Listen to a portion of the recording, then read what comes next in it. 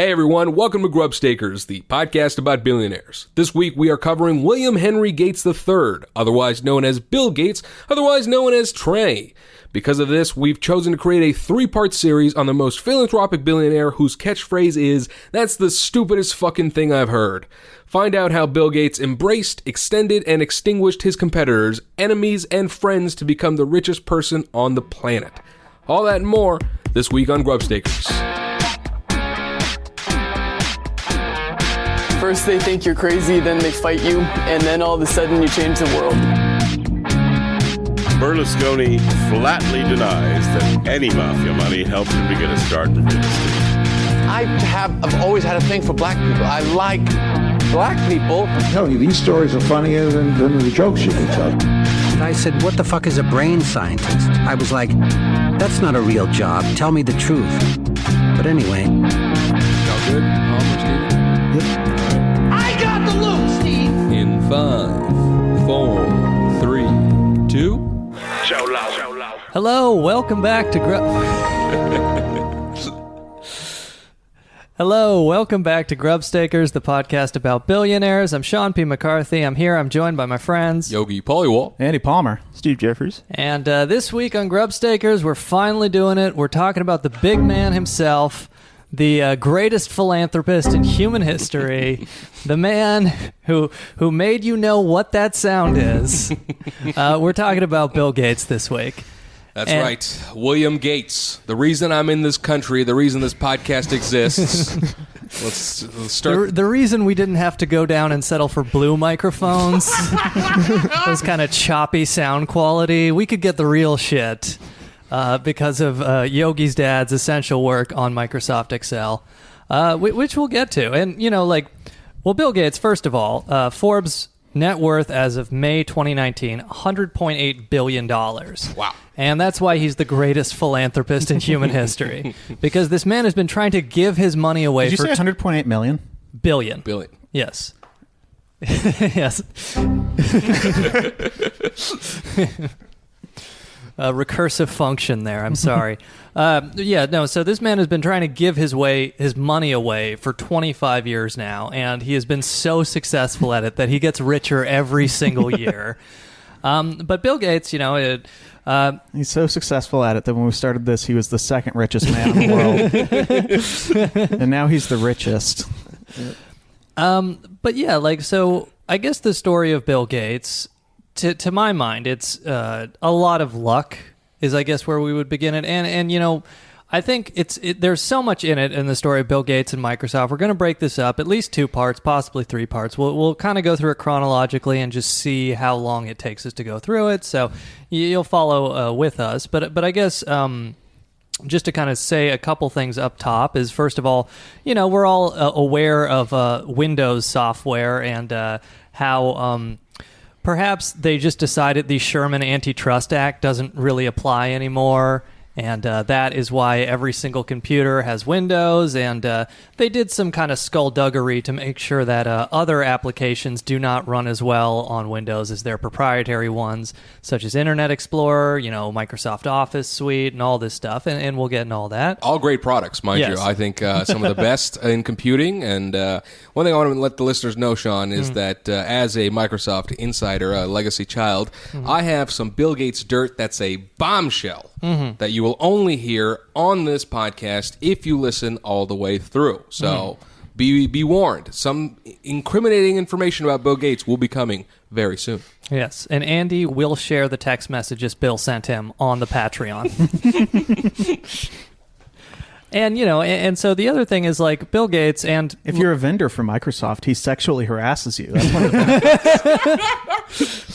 the Bill Gates, again, the other thing that should be noted, and I do want to cite Citations Needed, the podcast. They did a great 2-parter on the Bill and Melinda Gates Foundation, because and essentially we were talking initially about doing an episode on the Bill and Melinda Gates Foundation. I don't think we should, because they already did. I think you should listen to theirs, but then every 3 minutes just play an annoying sound effect that doesn't make any sense. And then if you do that, then you will experience what our episode about the Bill and Melinda Gates Foundation would have been. Well, to be fair, Sean, if they're using a Windows computer, it's making the noises on its own. Right. So But can I do this?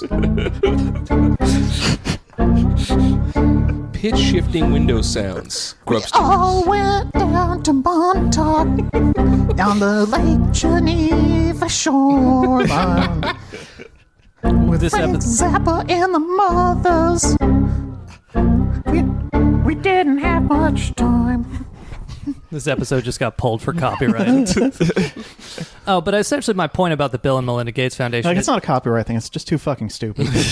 That's why we got sued for dumbing down humanity. Yeah. My point about the Bill and Melinda Gates An Foundation insult to Deep Purple.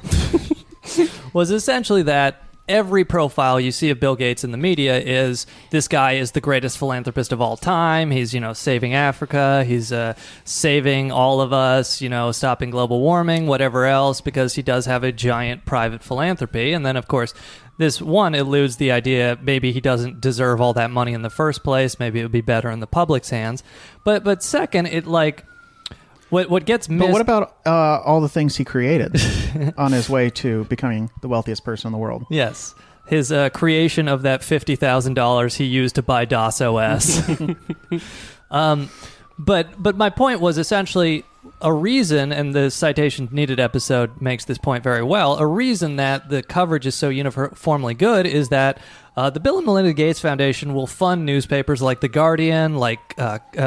Microsoft went in a big multi-billion-dollar infrastructure cable spending thing with Comcast, which of course owns NBC, MSNBC, and they'll fund all sorts of media verticals, all sorts of think tanks, research, et cetera, et cetera. So the point is, part of the reason why every single story you see about Bill Gates is this man is such a selfless philanthropist, giving away his $100 billion that he still has for some reason, is because he's funding a lot of media properties that have an interest in being nice to him because, whatever X million dollars he gives them is a significant part of their revenue in this current time we are in where media outlets are under attack and have very precarious funding sources. So I guess that's kind of what I wanted to say up top. Anything Sorry, else? could you repeat that? I just that was I couldn't hear it over the clamor of another 500 people being laid off from Huffington Post. That's what the police sirens outside were all about right there. And by 500, I mean the 6 remaining people working at Huffington Post. We were mentioning, we're recording in Brooklyn, New York. It's a very rainy, drizzly day, and we think Bill Gates was using the weather machines because he knew we were doing this episode. Trying to keep us from joining up. That's where that $5 billion on cloud seeding technology went to. He perfected it in the Pacific Northwest where we all grew up. It's like the Mr. Burns, send in the hounds, but he just goes, send in the clouds. One other weird thing they talk about with the Bill and Melinda Gates Foundation is essentially they have genetically engineered mosquitoes going around, which maybe seems like a good idea, but it's also kind of weird where it's like Africa is essentially their laboratory for genetically engineered mosquito experiments. Yeah. We can talk about everything that they've done that is potentially good for society, but it is riddled in we're doing experiments in third world countries that are for good, but maybe 50 years from now you'll find out aren't. Mm-hmm. And, they're a big partner of Monsanto and major agribusiness. And of course, now if you try to genetically engineer your own mosquitoes, you are liable for a lawsuit from Microsoft. Even though they got the genetically engineered mosquitoes idea from some... Xerox folk? Yeah, right. From some open... It was originally an open source genome. Right. But they patented it. Yeah. But yeah, no, and I guess, so we'll kind of start chronologically with Bill Gates, and maybe we'll circle back to the Bill and Melinda Gates Foundation a bit towards the end, but we're going to start with how he made his money, and then we'll kind of get into a little bit of what he's actually doing with it. But, Andy was mentioning their disputes with Linux.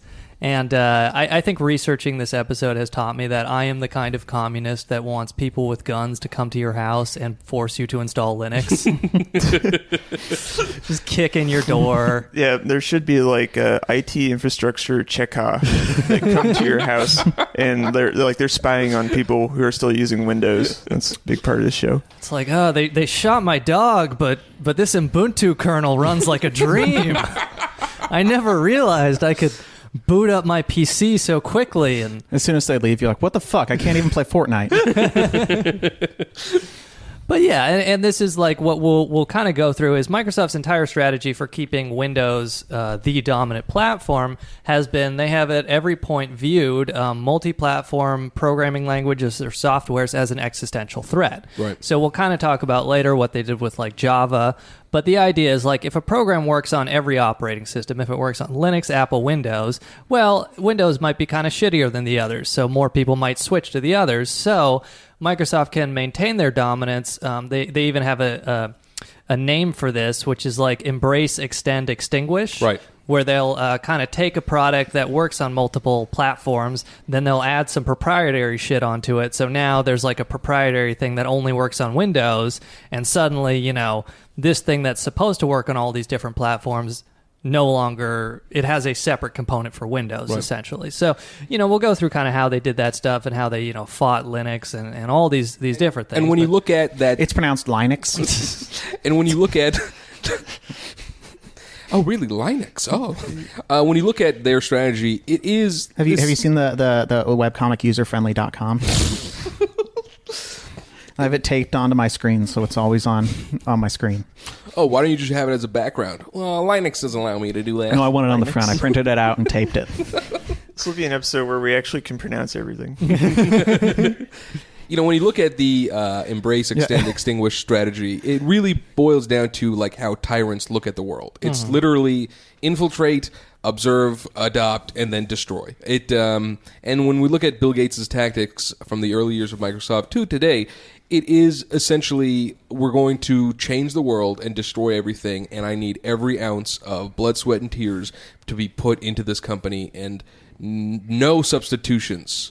There was that thing that a lot of people said early on, which is that like Bill Gates didn't want to be the richest person in the world. He wanted to run the world. So I guess owned. I do like Suck how it. Bill Gates got the idea for embrace, extend, extinguish from the Molotov-Ribbentrop Pact. But I guess we'll just kind of start chronologically and get to, you know, how things actually came to be, where, you know, almost every PC runs Windows, and, you know, Bill Gates is worth $100.8 billion. And it's an interesting thing where, you know, everybody on this podcast is grew up in or near Seattle, you know. So I guess I was going to say Bill Gates grew up in Laurelhurst, and I guess if you're familiar with Seattle, you immediately think, oh, fuck that guy. Right. Wait, is that north of Seattle? Yeah. Okay, I don't give a shit. No. The thing about Bill Gates' story is that he's so rich that his upper middle class upbringing seems like rags to riches. Like the jump he made from a kid who could afford to go to Harvard to the richest person in the world is such a distance that when you look at his upbringing, it's like, man, he didn't have millions upon millions, actually billions of dollars at this point in his life. What a poor, poor Bill Gates. So are we gonna start at the beginning? Well, I would start at the very beginning. Wait, what's the other sound effect that goes with that? There you go. But so when I say start at the beginning, is essentially Bill Gates on his mom's side, and I do want to say I read a lot of the book Hard Drive by I'm James. discovering the effects that come with this keyboard. It's great. The book This Hard. one's a phaser. The book Hard Drive by James Wallace and Jim Erickson, and also the sequel Overdrive by James Wallace, is my primary source for this episode. But from this book Hard Drive, they talk about Bill Gates' great-grandfather on his mother's side was a banker known as J.W. Maxwell. He was for a time the mayor of South Bend in Washington. He founded National City Bank in Seattle. And he was such a successful banker that he left Bill Gates with a $1 million trust fund. Oh, wow. When Bill Gates was born in 1955. According to my book, Gates, How Microsoft's Mogul Reinvented an Industry and Made Himself the Richest Man in America, the trust fund thing was not true. What? I told you that on the Slack. He's denying the trust fund? Well, no, this other book denies the trust fund. I don't know what... It sounded like they interviewed him in this book, or at least there are segments where here's there the are quotes from him reality. that look There are like... conflicting thoughts on Bill Gates' trust fund. Regardless, he had access to people who had up to $1 million to leave him at birth. Yeah. So regarding the trust fund, Well, I think the trust fund is true. And you know what? Here's why I think it's true. Bill Gates would have sued them into oblivion for writing hard drive if it wasn't true. That's a fair point. so and then on his dad's side, there was his great grandfather, William Henry Gates, and then there was his grandfather, William Henry Gates, and then his father, William Henry Gates, and then Bill Gates Jr., I think. All prominent Republican lawyers. One of the great things is his, I believe his great grandfather was a literal grub staker. Oh, yes. He moved up to Alaska during the gold rush and like grub staked for miners, which basically means, you invest in mines and then if they find anything, you take most of the profits.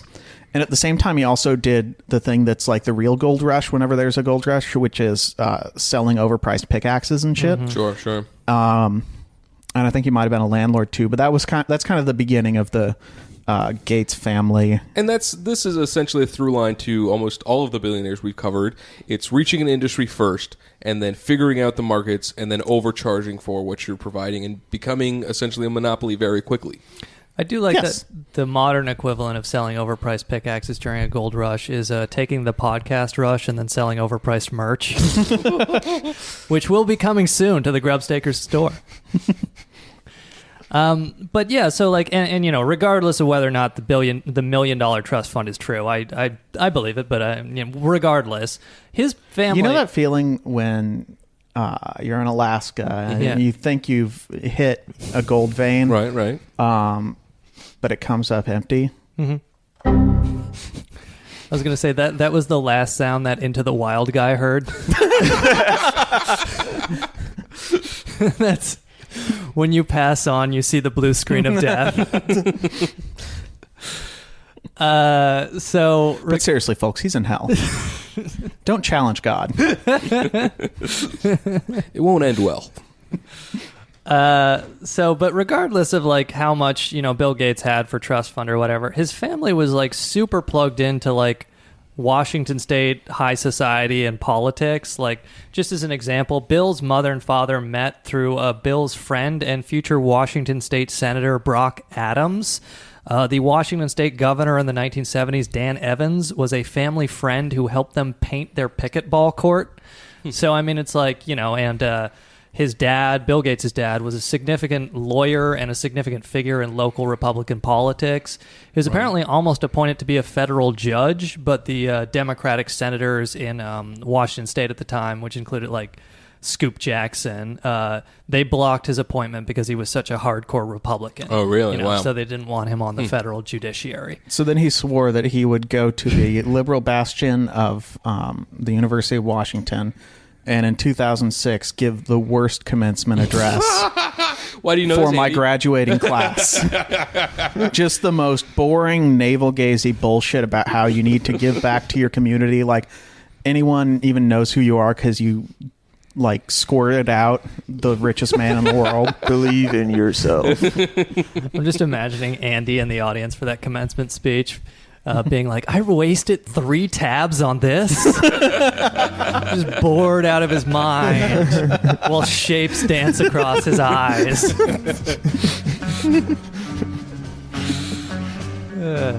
All these shapes are old and rich.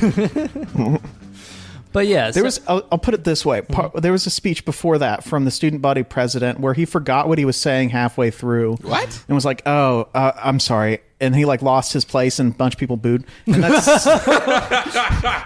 that still wasn't the worst speech of my graduation. You know what's so frustrating about all that? I got rejected from that school, and they're hiring idiots that can't even finish a fucking speech. I think the part of it is like, it's just like some frat guy where his whole frat voted for him and he got to do the speech for the whole school. Yeah, that makes sense. I'm just trying to imagine booing a commencement speech. Oh, yeah. I love heckling a commencement speech. That's so great. Free bird. But yeah, so I think like the point is that Bill Gates' family was, pretty fucking rich to begin with, and well-to-do and connected, which will be essential to the story because, as we'll get to, his mother sits on a United Way charity board with the IBM chairman, which we'll get to in a minute. But it's pretty. That is the summary of the story of how Bill Gates got $100 billion right there.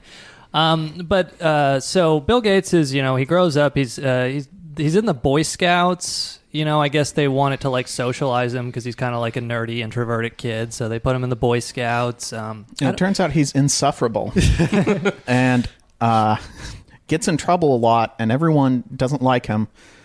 So they decide, you know what, we're going to straighten you out. And with very heavy hearts, they send him to one of Seattle's most expensive and exclusive boarding schools for middle and high school. Yes. Instead of going to Sean and Steven's alma mater, where he would have gone otherwise, Roosevelt High School. Yes. Also, so he attends Lakeside Private Prep, and this is also relevant because, of course, he's born in 1955. Now, I read... Okay. Yes. I just realized we could probably just skip to the end here. Mm-hmm. I read this science book. Yeah. It's called Outliers, and it actually went over this story, and it said that as a kid, Bill Gates was near some computers at the University of Washington, and he tippity typed on them for 10,000 hours, and that's how he became a super code genius and became the richest man in the world because he's the best coder ever because he did 10,000 hours on computers.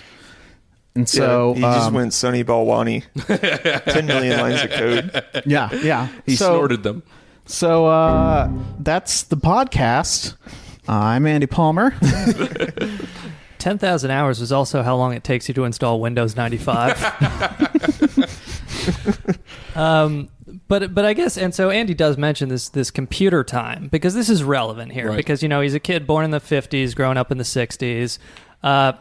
Computer time was not universal during that time period. So Bill Gates attends the private prep school, Lakeside Private Prep, and while he's there, he meets Paul Allen there, but they get infinite teletype computer time. And what a teletype is basically at the time, you even at like a private school, they couldn't afford to have a whole computer in there. So what they would have are these teletype machines where it's basically a kind of typewriter that also connects to your phone, which then goes through the phone line like the old internet modems into a mainframe to communicate the messages you're sending there. And then the mainframe at some distant place where they have computers will then do all of the computing and send stuff back. And the result of that is that computer time is fairly expensive. Like especially for the time, it was, it was on the scale of like, a couple dollars a minute or something like that. And so being able to just access a computer, even through a teletype, was quite an expensive ordeal. Yeah. And they like racked up a whole bunch of bills. Right. This isn't, for people our age, this isn't like a computer lab. No. Where you played, Oregon Trail. Right. It's essentially a room that has, almost computer parts if we look at it from today's perspective. And they were able to... here's the thing. It was basically like a keyboard hooked up to a phone. Yeah. These are rich kids that are playing with the technology of tomorrow that people around them, let alone using it, can comprehend the future of what they're touching, essentially. Yeah. I guess a good analogy might be like, taking flight lessons in a jet or something. Yeah, no, precisely. It'd be like Orville Wright and Wilbur looking at what a spaceship does. Well, no, I mean in terms of like cost, like it's sort of like, you're a teenager and you're like, well, I want to learn to fly, and your parents are like, all right, we'll rent you a jet, or your school has a jet rental program. Some of the parents pooled their money to get a jet, and now you can learn to fly in that. And that's how they became the Bill Gates of doing 9/11.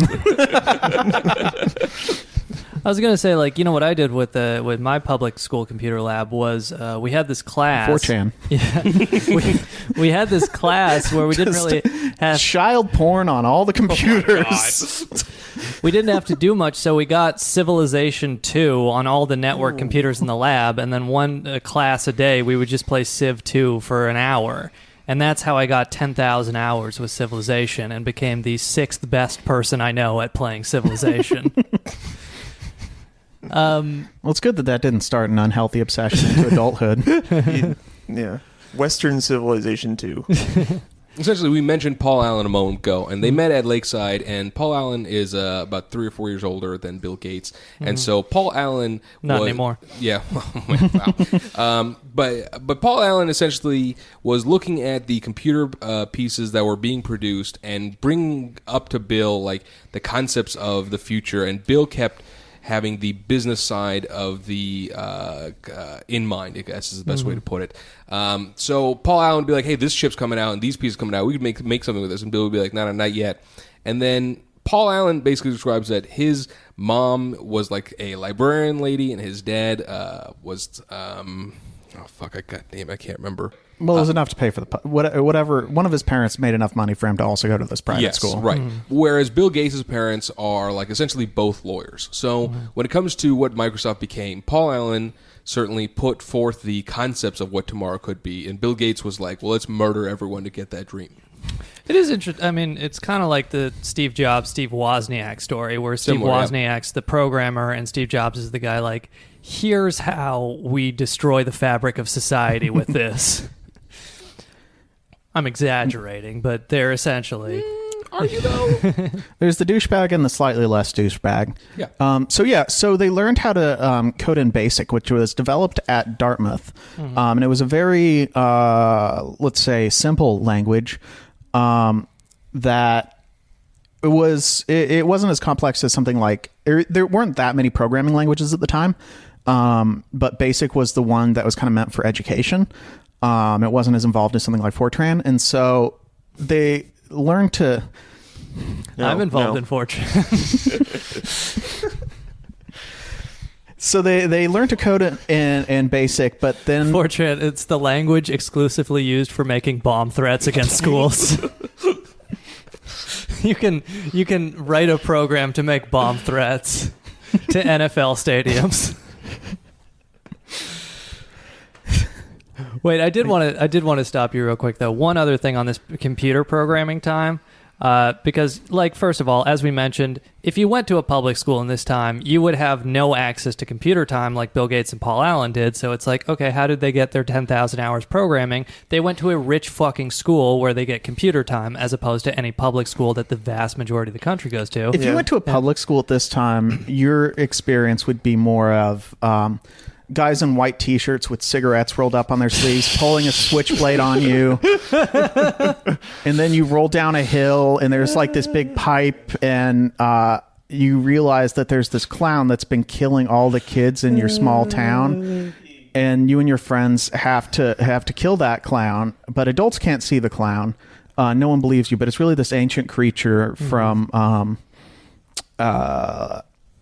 that's always kind of been in the town. Well, you'd be spending more of your time at like the stick fights on Roosevelt Way, and then all the while the Lakeside kids are just getting better and better at BASIC. Well, mind you, it's not just the fact that they're at this private school. It's also that they broke into these computers and they stole a C-cubed administrator password and logged onto the Lakeside. They realized they could fuck with like the grades and the pay scale and everything, and like they would get in trouble for the stuff. And Fred Wright, the head of the Lakeside Computer Group, then was like, he was mad, but at the same time there was no punishments for crimes that had never been committed before. So it's like, I mean, they are just good at computers. You know what I mean? Yeah. What they essentially did is they mostly used it just to steal computer time. Like they got administrative, because, you know, as students, they would have a limited amount of computer time. Right. And so they would just they would find out a way to hack it, which those computers, it's not like hacking was like right. like something Neo would do in the Matrix.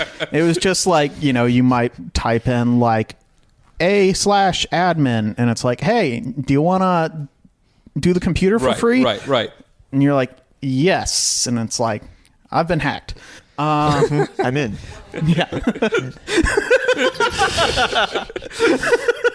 One illustrative thing from Hard Drive about that was essentially like some of the rich parents for Lakeside Private Prep, they had like a fundraiser to raise money for computer time, and they raised about like $3,000 in, whatever dollars it was. Steven? They raised about $3,000 just from selling their stuff. And because they were all rich, and so they just had expensive stuff they could sell. Going through their couch cushions, they found like several coins from the 1870s. There's stock under there. I've been to these. I was in these private schools. There's always random auctions and fundraisers, and part of you've always like, where's all this shit coming from? Mm-hmm. But at the same time, you're like, I'm a child. I should probably get my grades up before I start questioning capitalism. And that's how they get you. That's right. Oh, but yeah, so they raised like $3,000 for computer time, and Bill Gates, Paul Allen, and 2 other students blew through it in like 2 weeks.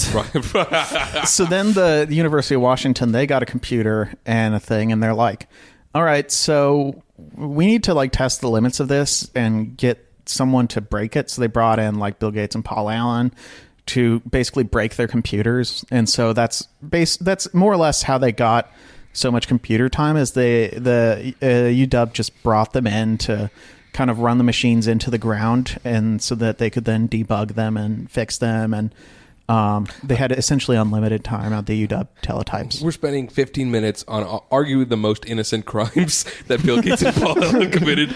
Yo, when they were in high school, they fucking broke into the computer lab, yo. Look, this is 10,000 hours.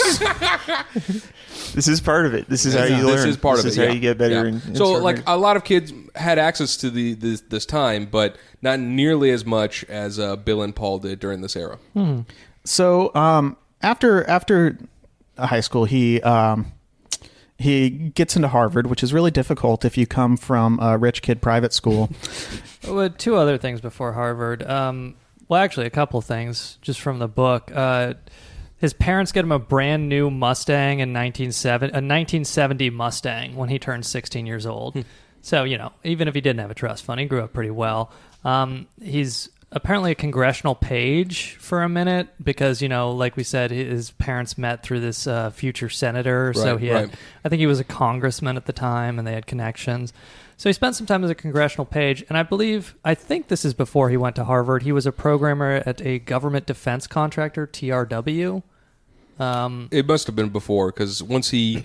is this pre-Harvard, you're saying, Sean? I think it's pre-Harvard, yeah. Bill and Paul worked on a handful of contracts before they started working for what became Microsoft in Albuquerque, which we'll talk on in a moment. Yeah. And one of the people who went to Lakeside with him described him as an extremely annoying person. He was very easy to sort of dislike. And I think that probably me and a lot of people took a little extra pleasure in sort of bumping him while passing him in the hall and basically giving him a little bit of a hard time. In public school, the guy would have been killed.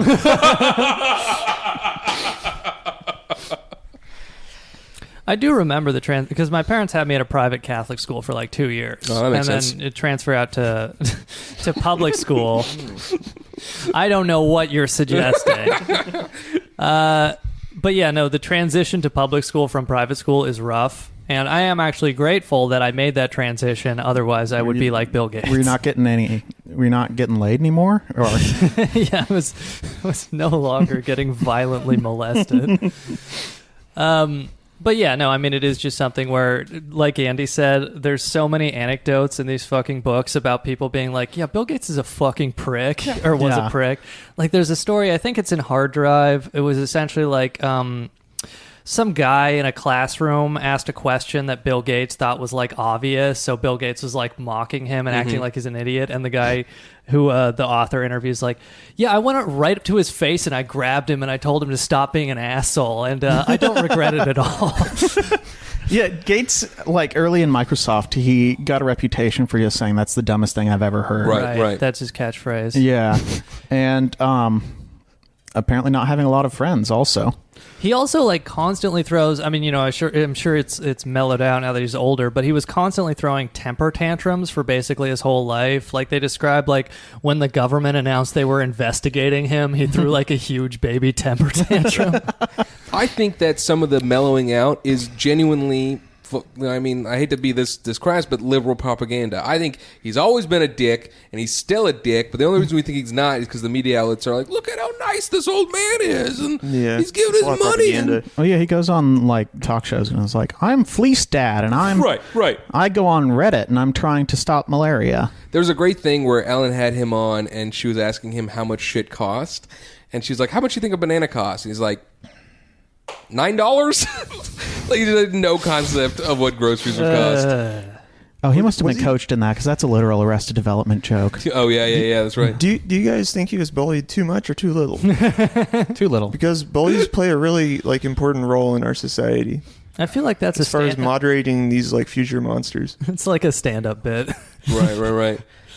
Oh, actually, that was a Greg Giraldo bit. It was Bill Gates. How many lockers do you think that guy had to get shoved in to make $100 billion? Yeah. So that Greg Giraldo made a bullying is good bit about Bill Gates. So Stephen, you're hack. Is what John's trying to say. But, no, I'm saying there's an optimum level. Yes. Well, are you saying there's some sort of terminal velocity on bullying? Eventually you face diminishing returns. There's a laugher curve for bullying. I mean, you could bully them much less and get the same amount of good. Let's not put too much stock in this, because Greg Giraldo is dead. But yes, Stephen Jeffries, not a hack. Delete that.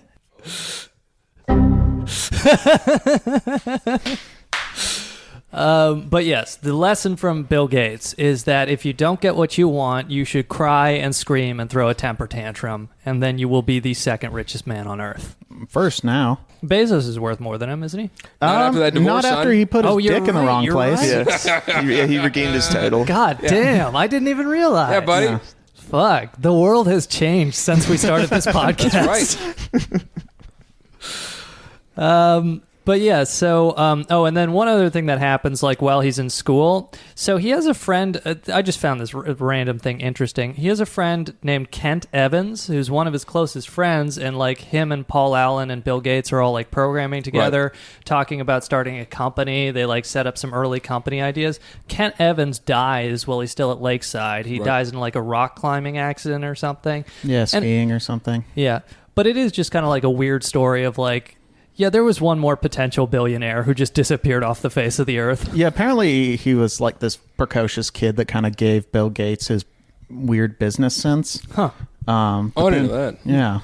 Well, Sean, we will cover in the story, there are literally maybe 6 to 12 different people that along the way Bill Gates smashed, and they were a part of Microsoft and or a part of Bill's original story. And had they not liquidated their shares or something, they would also be billionaires today. Mm-hmm. And that's the first time we said smashed and not as a euphemism for sex. I meant it for sex. Oh, okay. He fucked them to death. Bill Gates set up the skiing accident. Playing 12-dimensional chess.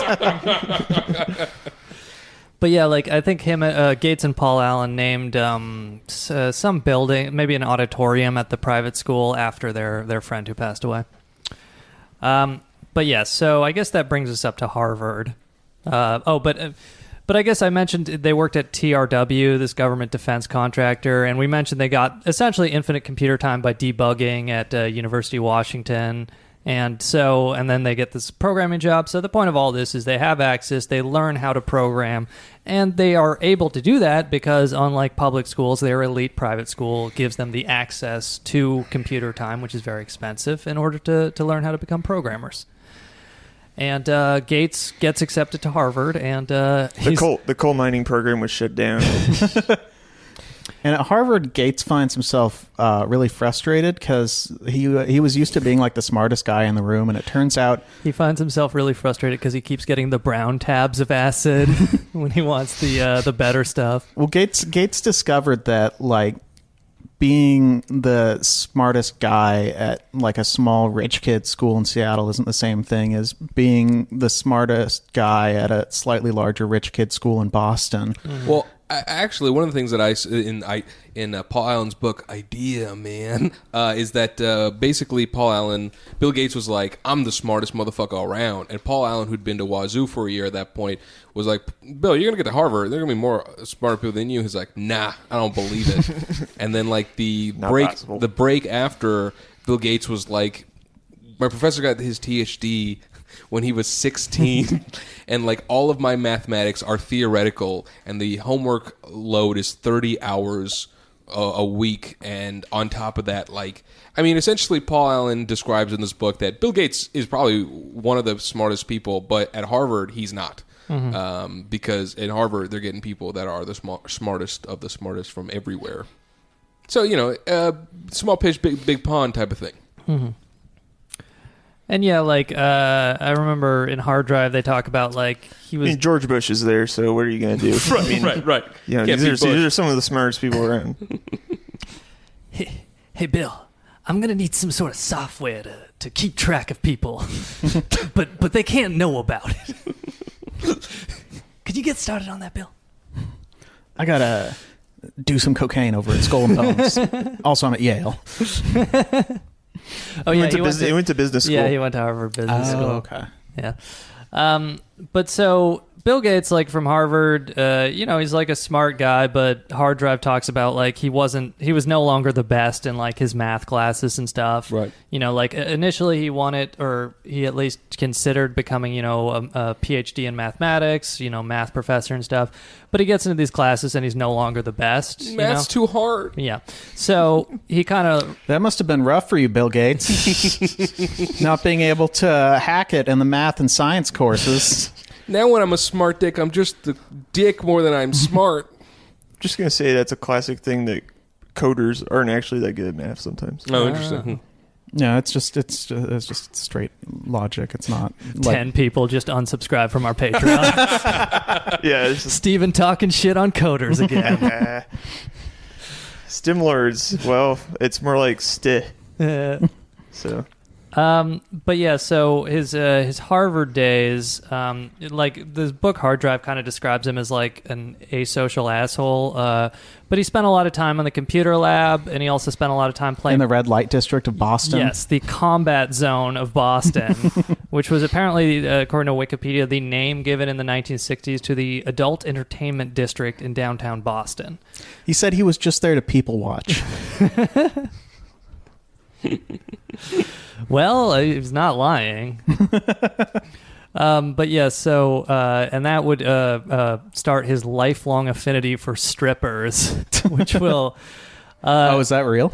Well, it's an interesting thing. I guess I'll give it away now. In the Overdrive book, they talk about how while he was dating, but before he was married to Melinda French, now Melinda Gates, he would have strippers come over for naked pool parties with him and his friends. Oh, really? God.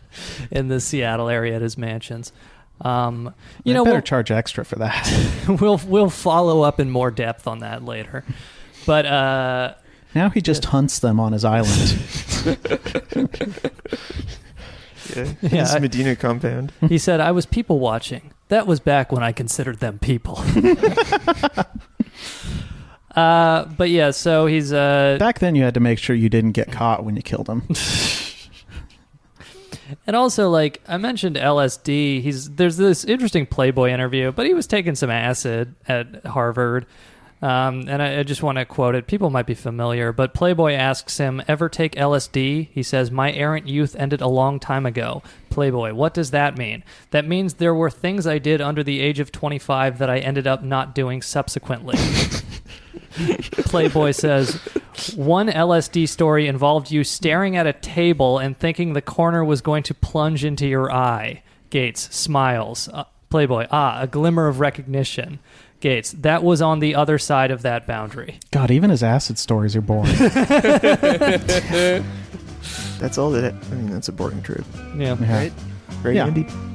It's nothing, oh, yeah. Nothing like watching his father give a commencement address. Is he microdosing when he bought DOS? Watching his father give a commencement address and suddenly becoming convinced that you're listening to the voice of God. God sucks. And that's Nietzsche was wrong. God's not dead, but he sucks. that's how Andy became a lifelong atheist. Nietzsche. Yeah.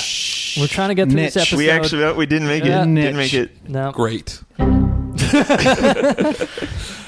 Okay, so at Harvard, while he's at Harvard, this company called Altair comes out with what's considered the first personal computer, even though Steve Jobs and Wozniak tried to claim that the Apple I was the first personal computer. It was this company Altair, where essentially what they had was a box with a processor and a bunch of just electrical components, and they would for slightly more than just like an IBM processor, they would ship you all the components, and then you had to solder it together yourself. Right. And then once you turned it on, you had to flip a bunch of switches for it to start up, and then it didn't really do anything. Yeah. All it did was it had kind of some flashing lights. And but a lot of people wanted to own one just because owning a computer was kind of the ultimate status symbol. So what Bill Gates and Paul Allen kind of realized was like, oh, well, we know this code BASIC. We can adapt it to be used on this Altair personal computer. Right. And so they begin working on this and call up the company MITS and saying like, oh, hey, we've got this thing we can put on the computer. And eventually MITS was like, yeah, sure, whatever, come down. And so then they got their code ready, which was basically, obviously BASIC already existed. So it was an adaptation of an already existing coding language. And yeah, in Idea Man, it says that Bill's code was 45%, 30% was Monty's, and 25% was Paul's. So 3 people created the Altair BASIC language. yeah. And Monty Davidoff is the Yes. other guy. And so Paul Allen flies out to MITS. He realizes that there's a crucial bit of code at the beginning that they forgot. And so he writes it on the plane and then compiles it by hand, which is the process of turning written code into ones and zeros. Right. And so he gets there. He demos it for the Altair company, and they're like, oh, sick. And they hire him and start a contract with Microsoft to run their BASIC program. And what also happens is they start shipping BASIC with their computer for like some extra money, and people get it because it allows them to actually do something with the computer. And immediately people start pirating the BASIC, which basically means just copying the punch cards. Right. Can I back up a bit for a minute? Yeah. I just wanted to do my impression of Bill Gates with his friends at the Combat Zone in Boston. Okay. Hey, Bill, that chick is wicked naked over there.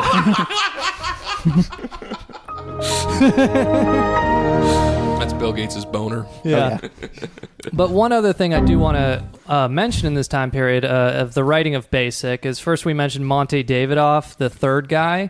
He's essentially been written out of the company history. Like the way Bill Gates tells the story and Paul Allen used to was essentially that the two of them wrote it. But, you know, Monty Davidoff had a very essential role and he's kind of been written out of the history because, you know, it sounds better. But the other point was they wrote this program on Harvard's PDP-10 computer, and this computer was provided by DARPA. It was like literally a United States Army computer that was given to Harvard. Like they tell this story in Hard Drive because there were like anti-Vietnam protests at the time. The Army had to like pull up an unmarked truck at like 4 a.m. and unload this computer onto the Harvard campus so that it wouldn't be, you know, protested and all this stuff.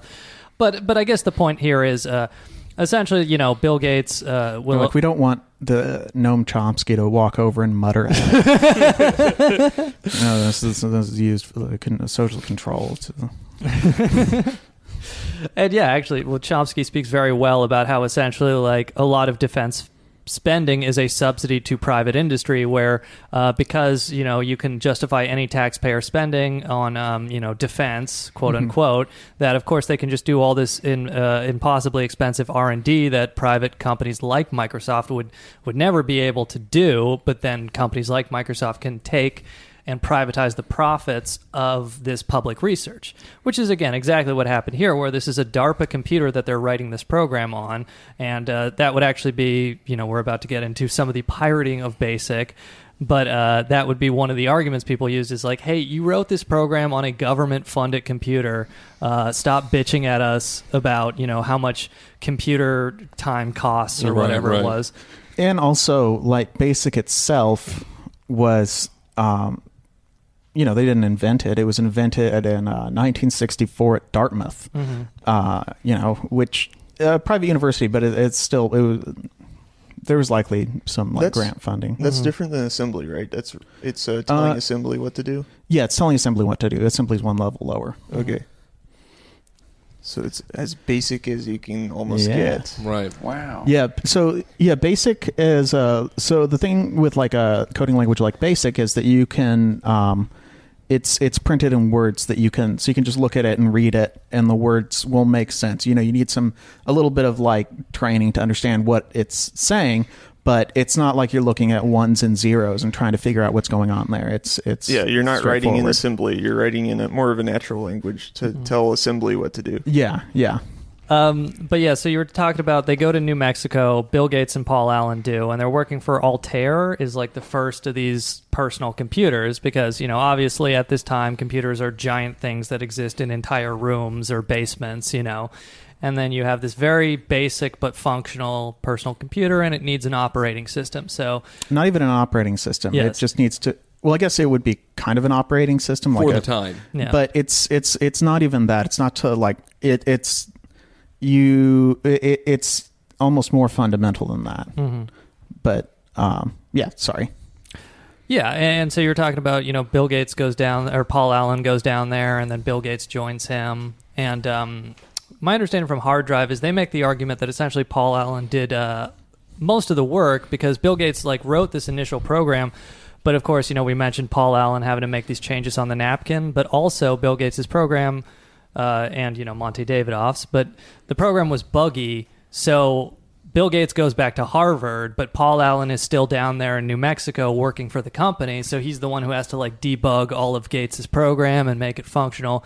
So it's the argument is all three of them worked, but if one person did the most, it was Paul Allen because he had to actually make this thing from an initial idea into a functional product. And then when they formed Microsoft, it was originally 50-50 between Gates and Allen. That's right. But then Gates said, let's do it 60-40, where I have 60 and you have 40, because you're still employed at MITS.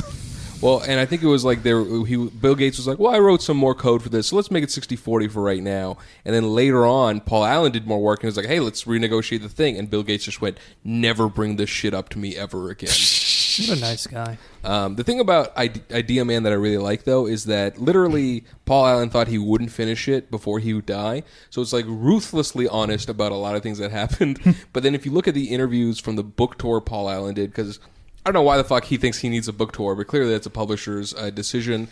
Every question about Bill Gates not liking stuff in the book... I think it's his... I think he has enough money to, when the publisher says you should do a book tour, he can say no.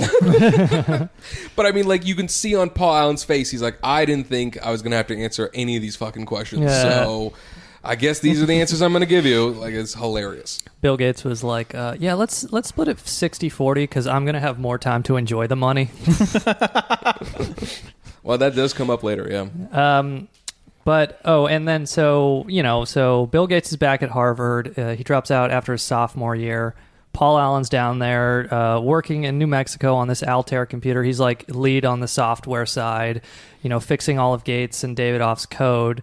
But then you were mentioning the pirating thing, which I found pretty interesting. Yeah, so people start pirating BASIC, which again just means copying punch cards. So they started implementing this policy where they would send out, when people bought the computer, then MITS would have to send out a form that they would have to sign promising not to pirate the software. Right. And then they would have to send it back. And keep in mind, this is Bill Gates and Paul Allen, who cut their teeth coding by stealing computer time. Yeah. Right. Suddenly they care a lot about piracy. Well, so I have a nice little quote. Like, first off, these after the Altair PC comes out, these little hobbyist clubs spring up, Yep. and that's where Steve Jobs and Steve Wozniak meet each other, is in one of these homebrew clubs.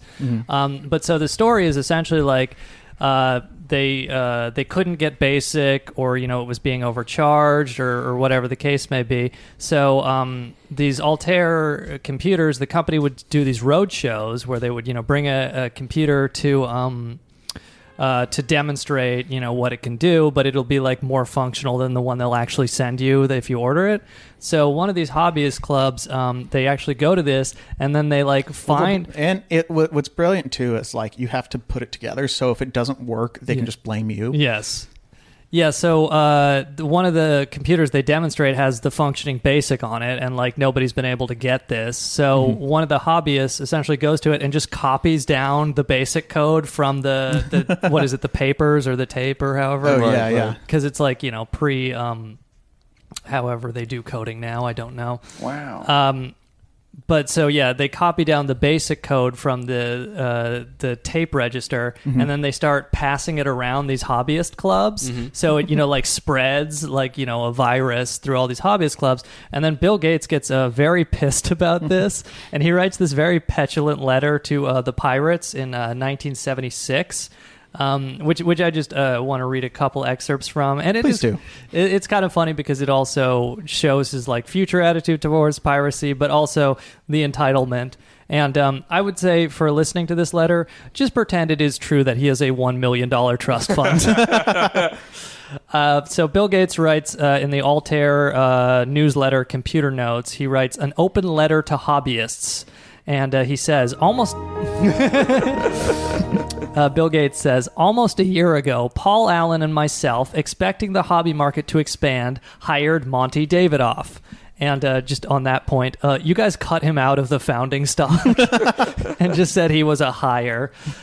We hired Monty Davidoff and developed Altair Basic.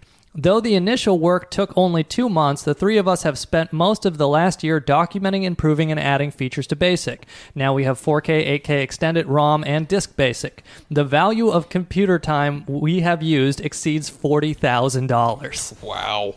Which, as people point out in response to this, you did it on a DARPA-funded computer and didn't have to pay for this computer time. Right. So Gates noted that while feedback from enthusiasts was strong, quote, most of these, he says, quote, users, unquote, never bought BASIC. Less than 10% of all Altair owners have bought BASIC. And two, the amount of royalties we have received from sales to hobbyists makes the time spent on Altair BASIC worth less than $2 an hour. And then it's from the book Hard Drive. He then accused $2 an hour. Can you imagine any contractor working for Microsoft making a sum equivalent to that? From Hard Drive. He then accused hobbyists of stealing software programs. Is this Gates now? Is this fair? One thing you don't do by stealing software is get back at MITS for some problem you may have had. MITS doesn't make money selling software. The royalties paid to us, the manual, the tape, and the overhead make it a break-even operation. One thing you can do is prevent good software from being written. Who can afford to do professional work for nothing? People with $1 million trust funds, maybe. The fact is, no one besides us has invested a lot of money in hobby software, but there is very little incentive to make this software available to hobbyists. He then went on to add that those who resell basic software give hobbyists a bad name and should be kicked out of any club meeting they show up at. And then he closes this out by saying, I would appreciate letters from anyone who wants to pay up or has a suggestion or comment. Nothing would please me more than being able to hire 10 programmers and deluge the hobby market with good software. And so basically he's demanding that people who have stolen the software start sending him checks. And then from Hard Drive, remember, he didn't invent BASIC. Right. He adapted it. This is like complaining that they're playing your cover song on the radio. You're just sampling getting royalties. Yeah. Or yeah, they're sampling the he's cover sampling. song. Right. Sampling. And from hard drive, only a handful of people who possessed pirated copies of BASIC sent Gates money as he had asked them to do in his letter. And they also make the... What fucking losers. I know. Some of them are like, you know what? He's right. They're just ready for a life of licking the boot. But kneelers. Yeah, and one other thing from hard drive, others argued the altruistic position that BASIC belonged in the public domain, an argument that had some merit since Gates and Allen had created BASIC using the PDP at Harvard, a computer funded by the Defense Advanced Research Projects Agency. But again, totally ridiculous to suggest that government subsidized research should be in the public domain. And this brings us up to the 70s. He writes this letter in 76, and I guess it should be noted, an important point here is Microsoft, the company, is founded in 1975, and they're originally a contractor for MITS, who makes these Altair computers. In Albuquerque, New Mexico. Yes, so they're working in Albuquerque, New Mexico. And you know, this is important because Bill Gates and Paul Allen, you know, I mean, they're smart enough to recognize that software is kind of the future. So they don't really give up the rights to their code or anything like that. I think they do sign a contract with MITS, which says something about the contract is null and void if MITS doesn't adequately promote their operating system, and this will become relevant later. Right. You know, but so essentially, Bill Gates is careful enough to keep the rights to his BASIC software. At this period in the 70s. And in the beginning stages of Microsoft, Bill essentially works people to the bone. Are we at this point now, you think? Well, they have 3 employees now in the 70s? Yeah, 3 to 4 people at this point. So there's a story, an idea, man, and he talks about this guy, Bob Greenberg, once put in 81 hours in 4 days, Monday through Thursday, to finish part of the Texas Instruments Basics. When Bill touched base toward the end of Bob's marathon, he asked him, well, what are you working on tomorrow? And Bob said, I was planning to take the day off. And Bill said, why would you want to do that? He genuinely couldn't understand it. He never seemed to need to recharge. I mean, there's stories of Bill Gates, just... Wait, I got another one. Mm-hmm. Yeah. So at one point, they started offering... let's see, employees got 2 weeks of vacation. Their starting salary was around $20,000. This was also in the late 70s. Right. Mm-hmm. And they could take off any religious holiday of significance at first, but then it was informally rescinded after one employee actually took it. And then... What are you doing? Bill Gates wrote in this memo, Microsoft expects a level of dedication from its employees higher than most companies. Therefore, if some deadline or discussion or interesting piece of work causes you to work extra time some week, it just goes with the job. Any employees who want to, maybe send me money for the time that they have pirated from me. It's just this is, and I'm sure plenty of people who are listening to this have gotten a douchey CEO message that reads just like this. Mm-hmm. It's just the perfect shitty boss thing. And then he would be like, oh, I only have a salary of $16,000 where you guys all make $20,000. But this whole thing of where it's which by the way is 75 to 80,000. Yeah. I love just pretending people are too stupid to understand how equity works. Yeah. And it's you need to spend all your time working on this product that in the end really just benefits my bottom line. Maybe it'll look good on your resume one day, but... Hey, look, just because I have a net worth of $100 billion doesn't mean I collect a salary here. They pay me $1, and I work harder than you, and we're paying you $40,000. Are you 40,000 times better of an employee than I am? No, you're not. But yeah, so this kind of brings us through the 70s, but I think we might want to have a stopping point here, because we want to divide this up.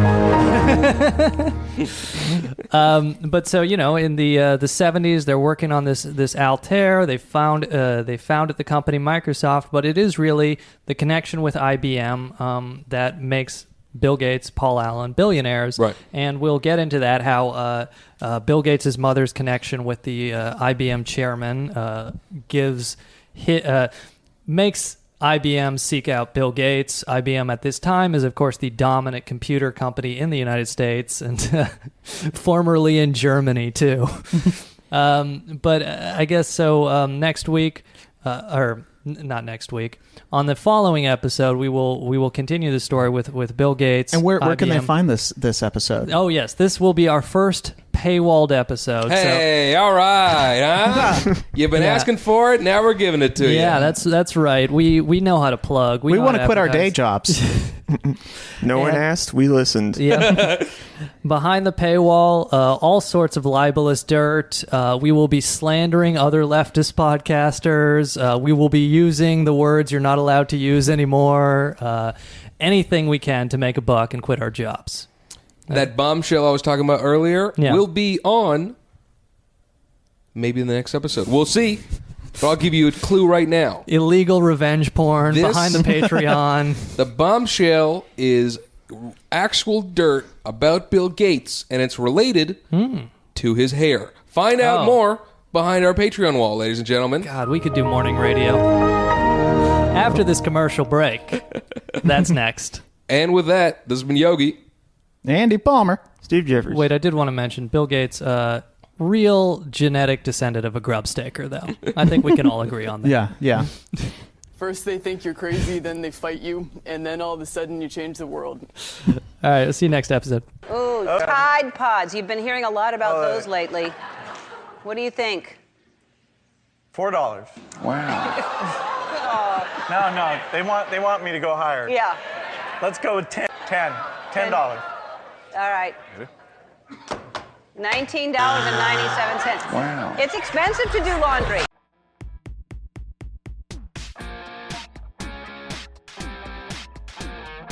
First they think you're crazy, then they fight you, and then all of a sudden you change the world. Berlusconi flatly denies that any mafia money helped him to get a start in real estate. I've always had a thing for black people. I like black people. I'm telling you, these stories are funnier than the jokes you can tell. And I said, what the fuck is a brain scientist? I was like, that's not a real job. Tell me the truth. But anyway. All right. In 5, 4, 3, 2. Hello, welcome back to Grubstakers, the podcast about billionaires, distorted Windows operating system sound effects. Welcome to the first Patreon episode. Premium, baby. Yes. This is the good stuff. The first one behind the paywall. This is where the dirt is. I love having the support of real billionaires. As our faithful paying customers, I will reveal the dirt I teased on the free episode. Oh, yeah. This is crucial information and comes from people with direct contact to Bill Gates. And Bill Gates is a serial pedophile. No. If you type this into... The recording cuts. No, serial pedophile doesn't make sense. Serial child molester is, but pedophile is a state of being. Gunfire off, Mike. If you type this into Word, red lettering shows up automatically. So I'm just letting you know this is some high-level dirt. Bill Gates, this is a true fact, back in the day had some of the worst dandruff of all time. Oh. Bill Gates had terrible dandruff. It's a secret that most people don't know, and I could be killed for this information, ladies and gentlemen. And that's why I'm only releasing this on the Patreon premium content. He put that out there to distract from his time on Jeffrey Epstein's island.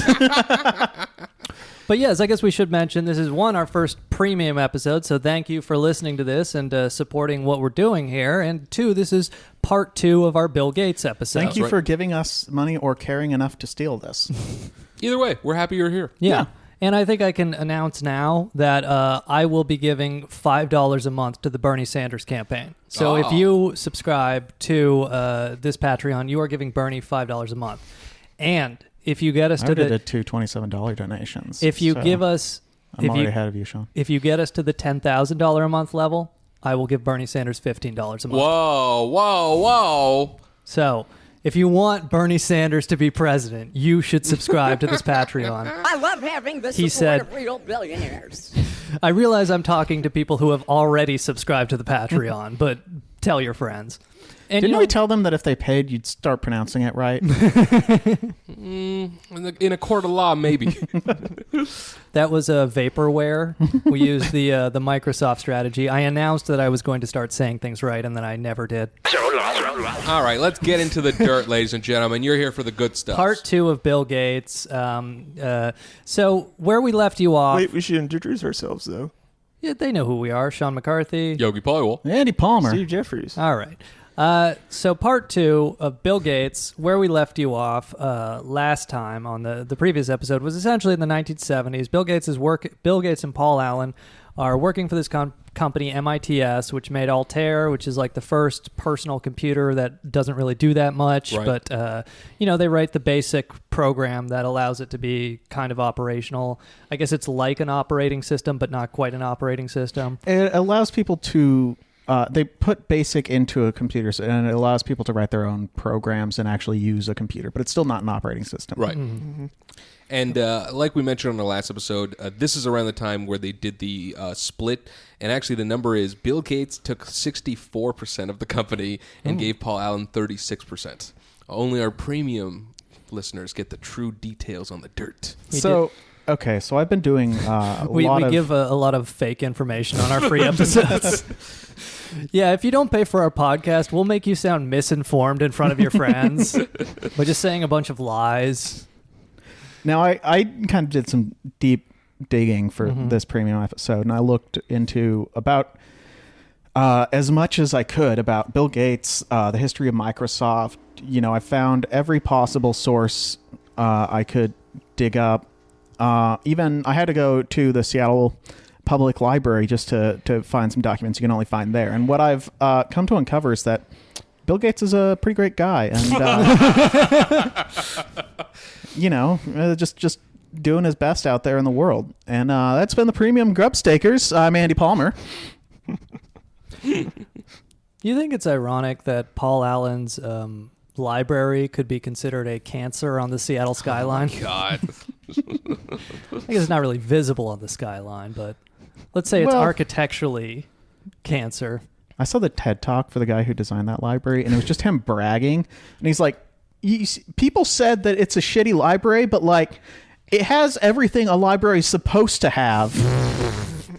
It's got books and librarians. It's got a place for people to like hang out, and then it's got places, and it didn't mention is that it's got metal chairs that screech if you adjust them slightly, and also the most nauseating spiral stacks that you could. It's a very for something made completely of glass. It's completely claustrophobic.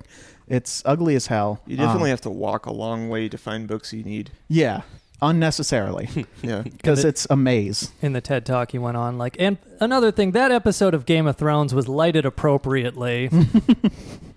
It was not too dark. That joke is already old. I know. Well, that's why we put the good stuff behind the Patreon. $5 a month for jokes that were made on Twitter 3 weeks ago. So we're in the late 70s yes. in Bill Gates' career. Yes. That is his tyrannical rule over the technology world. So it's him, Paul Allen, and they have a couple employees at this point. They're primarily working for MITS and this Altair computer, but they are also making their basic operating, or not quite operating system, for other of the personal mini computers that are springing up. And MITS is getting real pissed off at them, and they're like, hey, stop it. You're in violation of our agreement that says that you can't do that. And Microsoft said, fuck you. Yeah, essentially in Paul Allen's book, Idea, Man, he talks about how MITS market share eroded. Ed Roberts, the MITS guy. Is the idea, what if we made the ugliest library anybody has ever seen? But only after we make the ugliest museum anyone has ever seen. Where I know it might look like absolute shit on the outside. I'm talking about the Experience Music Project in Seattle by the Space Needle. Mm-hmm.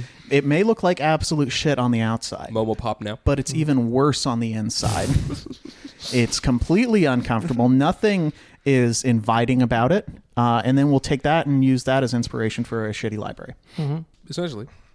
But in 1977, basically Ed Roberts was trying to sell the company MITS to Pertec, a Southern California manufacturer, and they thought they're buying the rights to BASIC. That's what Ed Roberts essentially said. And sorry, we should just mention, so MITS, Altair, is the first of these mini computers, and he kind of gets into, Ed Roberts is the founder, he gets into this on kind of a gamble where, like, his other business, I forget if it was calculators or something like that, but there's too much competition. Yeah. So he gets this idea for, a personal computer. Right.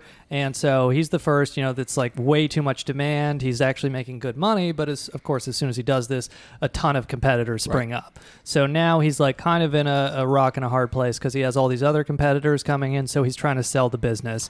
And as Yogi mentioned, this company, Pertec, buys it, and they think when they buy it, they are also buying BASIC, the code. And at this time, the Ed Roberts canceled 2/3 of our third-party sales. And so that's this point... Paul Allen talking. This is Paul Allen from the book Idea, Man. So at this point, they were frozen... Guys, Yogi read a book. Hey, guys, I'm really proud of myself, okay?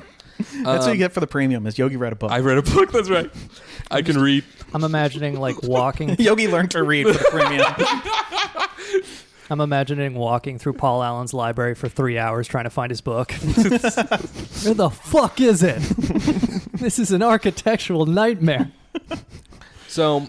At that point, they're frozen out of their main source of income, so then they essentially pony up with a lawyer, and basically this lawsuit that takes a couple of months... So let me just stop you. The Pertec buys it, and then a court says... Pertec has not bought it. They're trying to buy it, and the MITS Pertec are filed for arbitration to terminate the MITS contract with Paul Allen and Bill Gates. I see. Yeah. So essentially there's a court injunction that stops Bill Gates and Paul Allen from selling the thing, and this is around 77.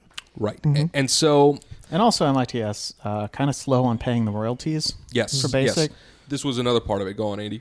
No, that was it. Okay. And so basically the paperwork that Bill and Paul drew up for the contract with MITS, Ed Roberts didn't really look through. In November, 7 long months after the process began, the arbitrator handed down a 12-page decision. The special clause in our contract, those papers that Ed never checked, had made all the difference. The testimony was undisputed that MITS never really embarked on what could be considered best efforts in marketing the source code, the decision read. By vetoing our sublicense sales, MITS/Pertec materially breached its best efforts obligation.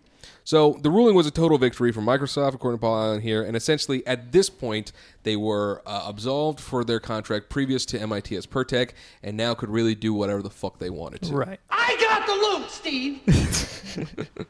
That's, of course, the excellent movie Pirates of Silicon Valley, where Bill Gates describes how he got the loot to Steve Jobs. Actually, there is an interesting tangent at one point. Around this time, they were trying to sell BASIC to a couple of little fuck-ups in their garage who were building a computer. Mm-hmm. And so they call up, I think it's Steve Wozniak's mom or something, and they get Steve on the phone, or Steve Jobs' mom. They're living with someone's mom. Sure. And they get Wozniak. They get Wozniak on the phone, and they're like, hey, do you want our special BASIC for your new special Apple, whatever the fuck? And Steve Wozniak was like, no, I can knock that out over a weekend. But then he couldn't, and they actually had to come back with their tail between their legs and buy it off of Microsoft. Right. Steve Wozniak calls him up. Yeah, Bill, do you still got the loot? I got the loot, Steve. But yeah, so like Yogi said from that contract, we mentioned this on the previous episode, but again, this is important. Bill Gates and Paul Allen, the contract they have with MITS, there's a to provide BASIC for the Altair PC. There's a clause in there that essentially says MITS is going to make all good faith efforts to promote BASIC on other computers, and because that clause is in there, when Pertec buys it and tries to claim BASIC, it's thrown out, and so Bill Gates and Paul Allen win this court case in like 77, 78, and now they're home free. Yeah, at the time, Paul Allen was not sure if the lawsuit would go their way, and in the book it even says Bill Gates says, I talked to my dad and he thinks we got a good shot, which is like the most rich kid logic I've ever heard.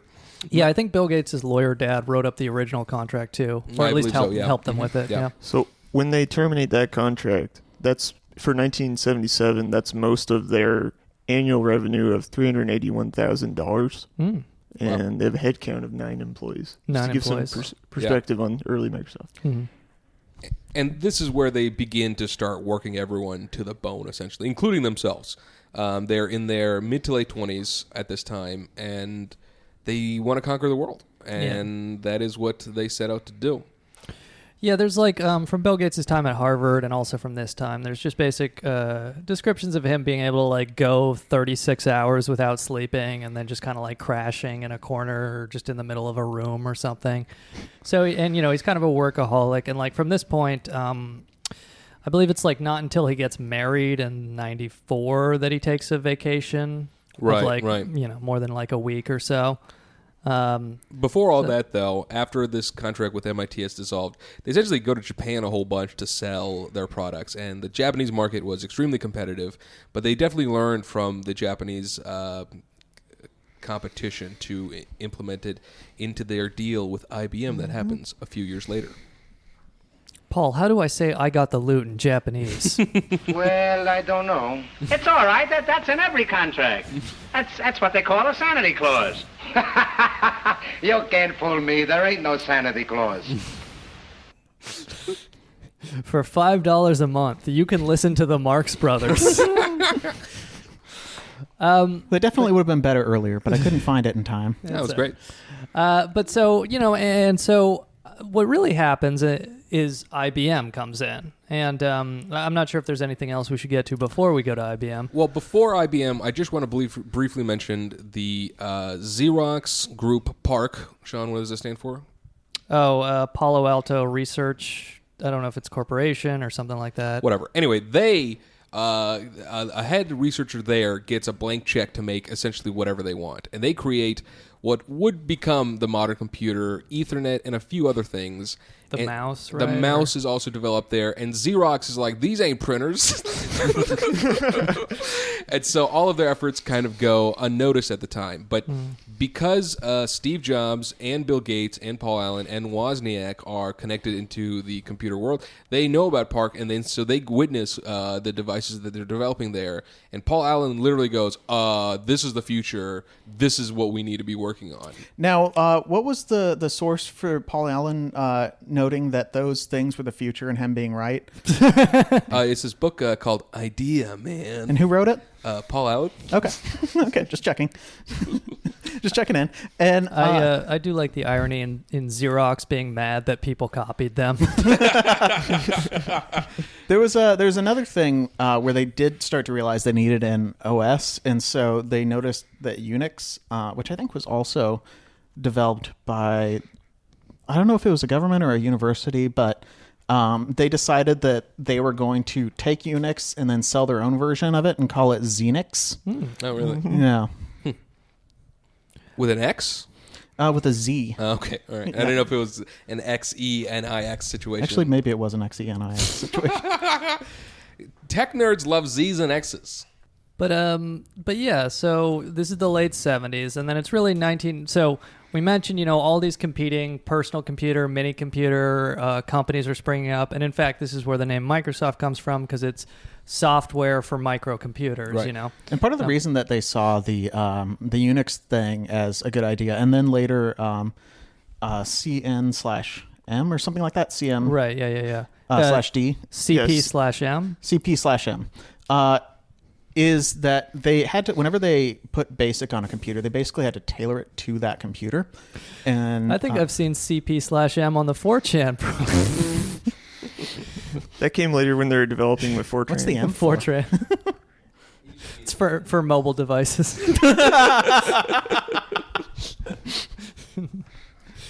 I'm sorry, Eddie. What were you saying? So yes, they started using operating systems that basically, because they realized you didn't have to, every time they got a new customer, which was someone who made a personal computer, they started using, they had to tailor make their code to work on that computer. Right. And so they wanted something that they could just apply to all computers, and that's how they kind of drifted over to the OSs. And also there's, the trends were changing where people started to want to use a computer and not just with the code that they put in the computer, but use like code somebody already wrote. Like, it was drifting away from the hobbyists and more towards people who wanted to actually use computers for their own purposes without having to learn all the code. Right. And so IBM is getting into this market because, we mentioned MITS. All that Holocaust money dried up. MITS makes this breakthrough. And of course, at this point in American history, IBM is the giant. In fact, Department of Justice, the United States government attempts to break up IBM. It's like, according to the book Overdrive, this is called the Department of Justice's Vietnam because they spend like 12 years in court trying to break up IBM, and eventually they, get almost nothing, and then of course IBM gets eliminated or not eliminated, but heavily displaced by Microsoft anyways. Right. But so IBM has this idea in 1980, 79, 80. They want to get into this personal computer market that MITS and these other smaller companies have been in. And of course, they are the dominant American computer company. So this is very significant because, they just have infinite financial firepower to really drop a PC onto the market in 1980. What kind of hours would you say that these IBM people work? 1488. I mean, like, what time would they start? Like 9, would you say? 9 to 5? Working 9 to 5. Yeah, more like 5 a.m.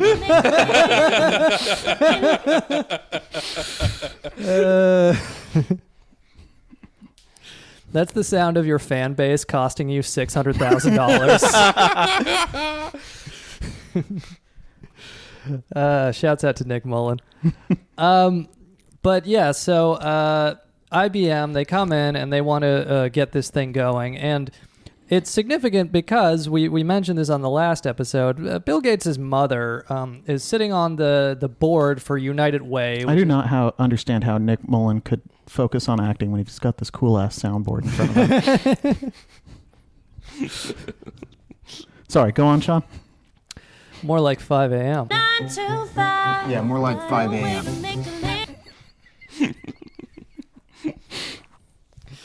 Yeah, it's, Imagine making like thousands and thousands of dollars from it, or thinking you're going to from just saying those words and then having it ripped out of your fingers by your fans. Who's going to run on the Super Bowl? Yeah. Yeah. But I like the idea of IBM workers being made to work until 5 a.m. and it being like kind of a charming thing that they put in an ad and sing about.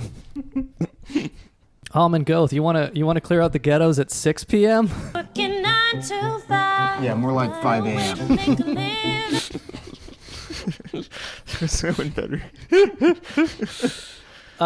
Okay, so IBM, and this is a major news because, again, major financial firepower going into the personal computer all of a sudden. 1980, IBM PC hits the market, changes computing because, now everybody can have a personal computer. Right. But how does Bill Gates get the contract to make the operating system for Hard IBM? work, bootstraps, yes, determination, being smarter, being 100 billion times better and smarter than you are, than we are. 20,000 lines of code, 10,000 hours. More like 5 a.m. 1,000 hours. He didn't badmouth them on Twitter.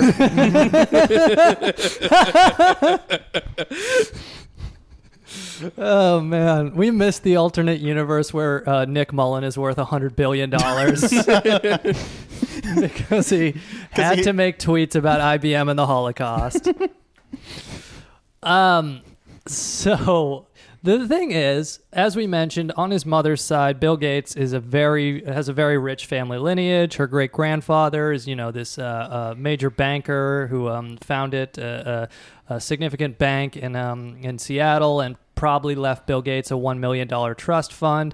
So Bill Gates' mother is, like a a lawyer, but also a socialite, where Right. you know, she's on the board of this United Way charity organization. She does, like, you know, rich people philanthropy. And it's significant because at this time, you know, late 70s, early 80s, the chairman of IBM, a guy named John Opel, is also on the board of United Way. And so at this time, IBM is, you know, they want to get into the PC market, so they're Right. sniffing around. They need an operating system. So John Opel is speaking to Bill Gates' mother, and he mentions that they need an operating system. And she says, hey, my son has a company that did, you know, the basic, not quite operating system, but course, it right. has the software. So, of course, it's like, oh, cool. The son of this woman I'm on a board with has an idea, so I'll send somebody from IBM out there and see if they can get us an operating system. Right. And this is where I believe Mrs. Gates goes downtown with Mr. Opel. A lot of ass play. In fact, mostly ass play.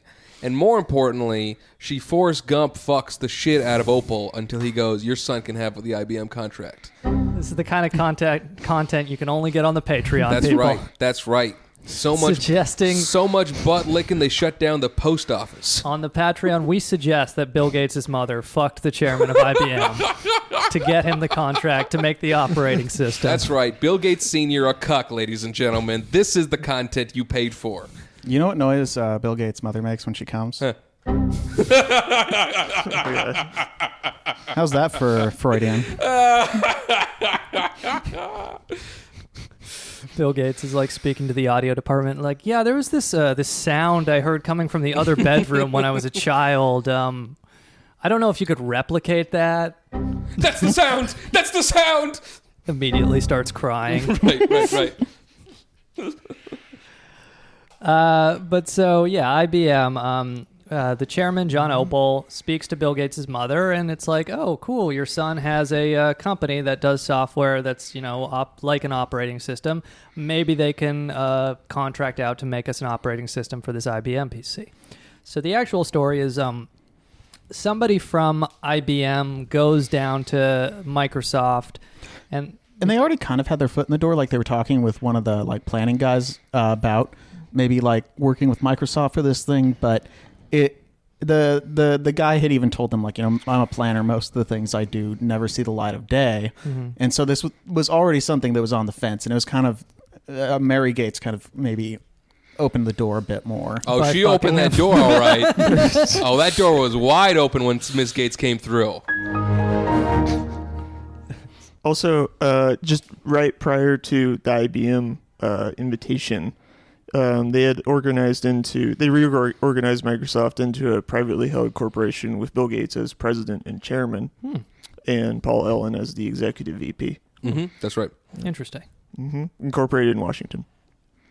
Right. So when do they move from New Mexico to Washington? Does that come later or is that now? No, that's already happened. That's already happened. Yep. So that happened like 2 after like years ago. 77, 78? Yeah. Right. So they moved from New Mexico to Washington, later Redmond. Initially Bellevue, I think. Yeah. At one point, they kicked around the idea of going to Silicon Valley, but Bill was like, nah, dog, fuck Silicon Valley. I see what that does to people. Let's go back home. They're like, I think they decided on Redmond when they had a brainstorming session to be like, where can we go that really sucks? That no one will want to be if they work here. I want to go to a place that looks and feels kind of normal, but there's clearly something smells bad. Let's have zero walkability. And if we take off, everyone can drive expensive cars and just clog up every intersection in this ridiculously overcapacity, whatever. I worked for Microsoft for like a year and a half as a vendor. It sucked ass. Yeah, so I like the idea of living in Silicon Valley, but if we do that, how are we going to be able to run over bald eagles with our Porsches? Wait, Andy, when you worked for Microsoft and it sucked ass, what were like the hours that you had to deal with? Well, I usually came in at about 10 because I was pretty lazy, and then... Did you work 9 to 5? No, it was closer to like 10 to 6. Let's move on, ladies and gentlemen. But so the actual story of DOS is kind of interesting to me as well, because it's like he gets this connection from his mom, Mary Gates. Well, there's a connection there, all right. I was going to say, the other thing from this book, Overdrive, is like throughout like most of his life, because he lived in Redmond, he would like see his parents once a week, which is nice. Sure, you know? right. But I was just imagining he like moved to Redmond because he wanted to be able to like be in the room when his mom fucks the IBM chairman. He wanted to listen in. He was. We're saying it behind the Patreon. We have no fear of lawsuits. Bill Gates watched his mom fuck the IBM chairman through and recorded it as voyeur porn. They'll never figure out paying us $5 a month will give them access to incriminating content. Look, Bill Gates can't afford. No one's ever going to repeat this outside of the paywall. To pay $5 a month. He can't afford it because he's spending all of his money on this charity. That's right. That the richest man in the world, worth $100 billion, is definitely getting rid of all his money right now. I love having the support of real billionaires. But yeah, so it's interesting where it's like people would. I think if you didn't know the story, you would just assume that Microsoft DOS was written by Bill Gates. Right.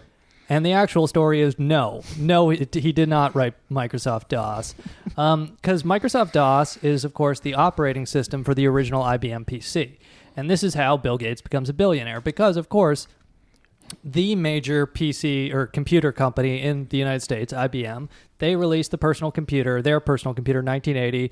This, dominates the market because they have the marketing and other financial firepower to get it to dominate the market, and of course, Bill Gates wrote the operating system for it and was smart enough in his contracts to be like, no, I'm not letting you see the source code. I'm going to own that. And so this is how he becomes a billionaire. But, people would assume that he did this by actually writing the code. And he did not. Even at this early stage in 1981, their revenue had grown like something like 50% a year. It was like, average up to like 1985. And they're already at $17 million in revenue. With just 129 employees. His mom was fucking the IBM chairman that good. Every time I hit it, the stock price goes up. It's one of their main products. One of their main products in their 10K was pimping out Bill Gates' mom. In their 10K, it's like, what would they call that business line? I don't even know. The combat zone. There's a hidden API in DOS where you can fuck Bill Gates' mom. Oh, fuck. We're going to get sued for this one. Then it's followed up by a pinball game. Bill Gates sues us, but then he drops the lawsuit because he doesn't want to go through discovery and admit that people were actually fucking his mom. We have the documents. Oh my God. So DOS, so this is interesting because IBM goes down there, they want to get DOS, and they say to Bill Gates, "Hey, can you get us an operating system?" And he says, "Oh yeah, of course." And I think he actually suggests at one point this guy Gary Cadell, who's apparently wrote the CP/M operating system, but like, I don't know if Bill Gates did this on purpose or not, but for whatever reason, the guy was on vacation at the time. So, they like went to him, but they couldn't get in touch with him. And then they come back to Bill Gates. So he says, yeah, of course I can get you this operating system. But, Paul Allen and Bill Gates realize we can't write an operating system in time for it to be ready. So they go to this company, what is it, Seattle Computer? Yeah, Seattle Computer. And they buy DOS from Seattle Computer for $50,000. Where that company was and what their products were. So they buy DOS from Seattle Computer in 1980, I believe, for about $50,000. And it's interesting because I mentioned this guy, Gary Cadell, who wrote the CP/M operating system. He dies a mysterious death in 1994 when he fell in somewhere in Monterey. But it's relevant because before he died, he wrote a memoir, and they quote this in the book Overdrive. he wrote a memoir where he says DOS, which Bill Gates and Paul Allen just bought for $50,000. He says it's a ripoff. He calls it a, quote, clone of his CP/M operating system. So it's just kind of a funny thing where it's like, not only did Bill Gates not write the thing, but he bought a thing that was a ripoff to begin with. And from this memoir, I have a bit more of Gary Cadell talking about Bill Gates. He says... Gary Cadell says, quote, he says, I have grown up in this industry with Gates. He is divisive. He is manipulative. He is a user. He has taken much from me and the industry. And he also says, quote, to those who know the industry, Gates's DOS was a blatant misappropriation of proprietary materials.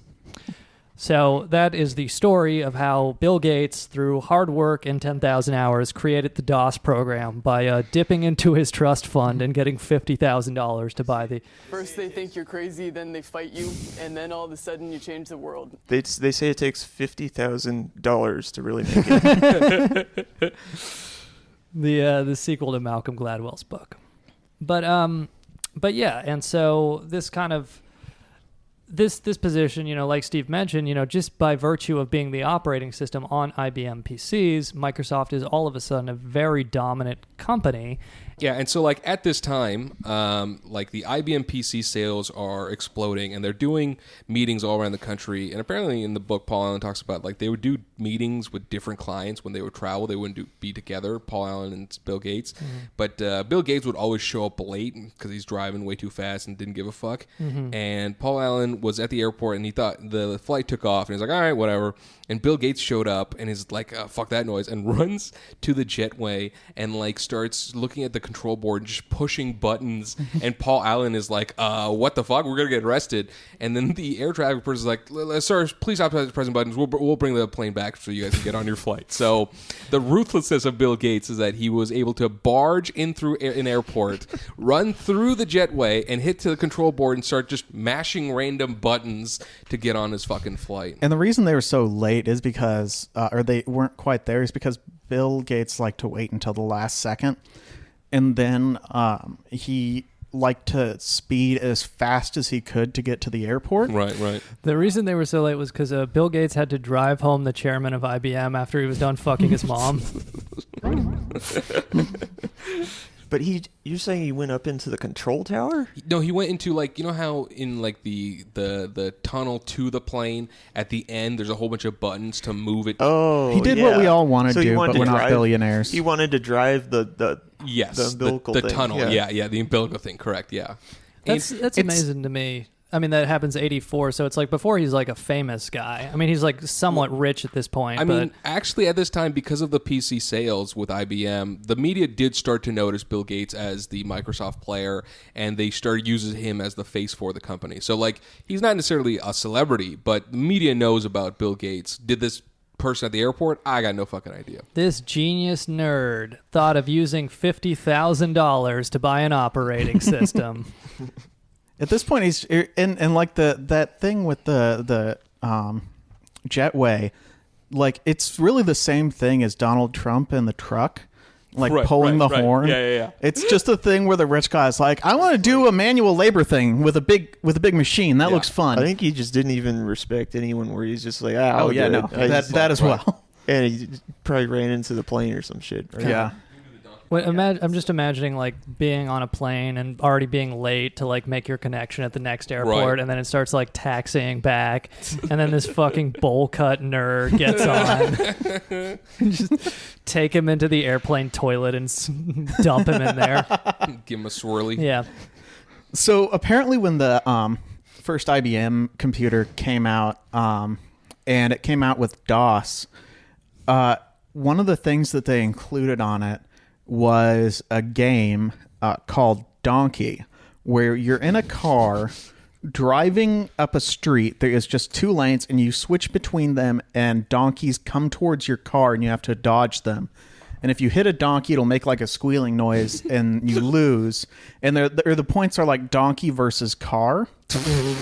And apparently it was horribly coded with brute force coding. And eventually when this computer came out, Apple, burst it open to take a look at it. It had way more parts than the Apple computers did at the time, which isn't like an endorsement. It was just, and then they started playing Donkey, and when they found out that Bill Gates was the one who coded that game, they all just burst out laughing. And that was, I think, the second to last time he ever coded anything. Yeah. Well, he said even today he says he codes a little bit. I don't buy that really. Yeah, I mean, what's he gonna do? I don't know.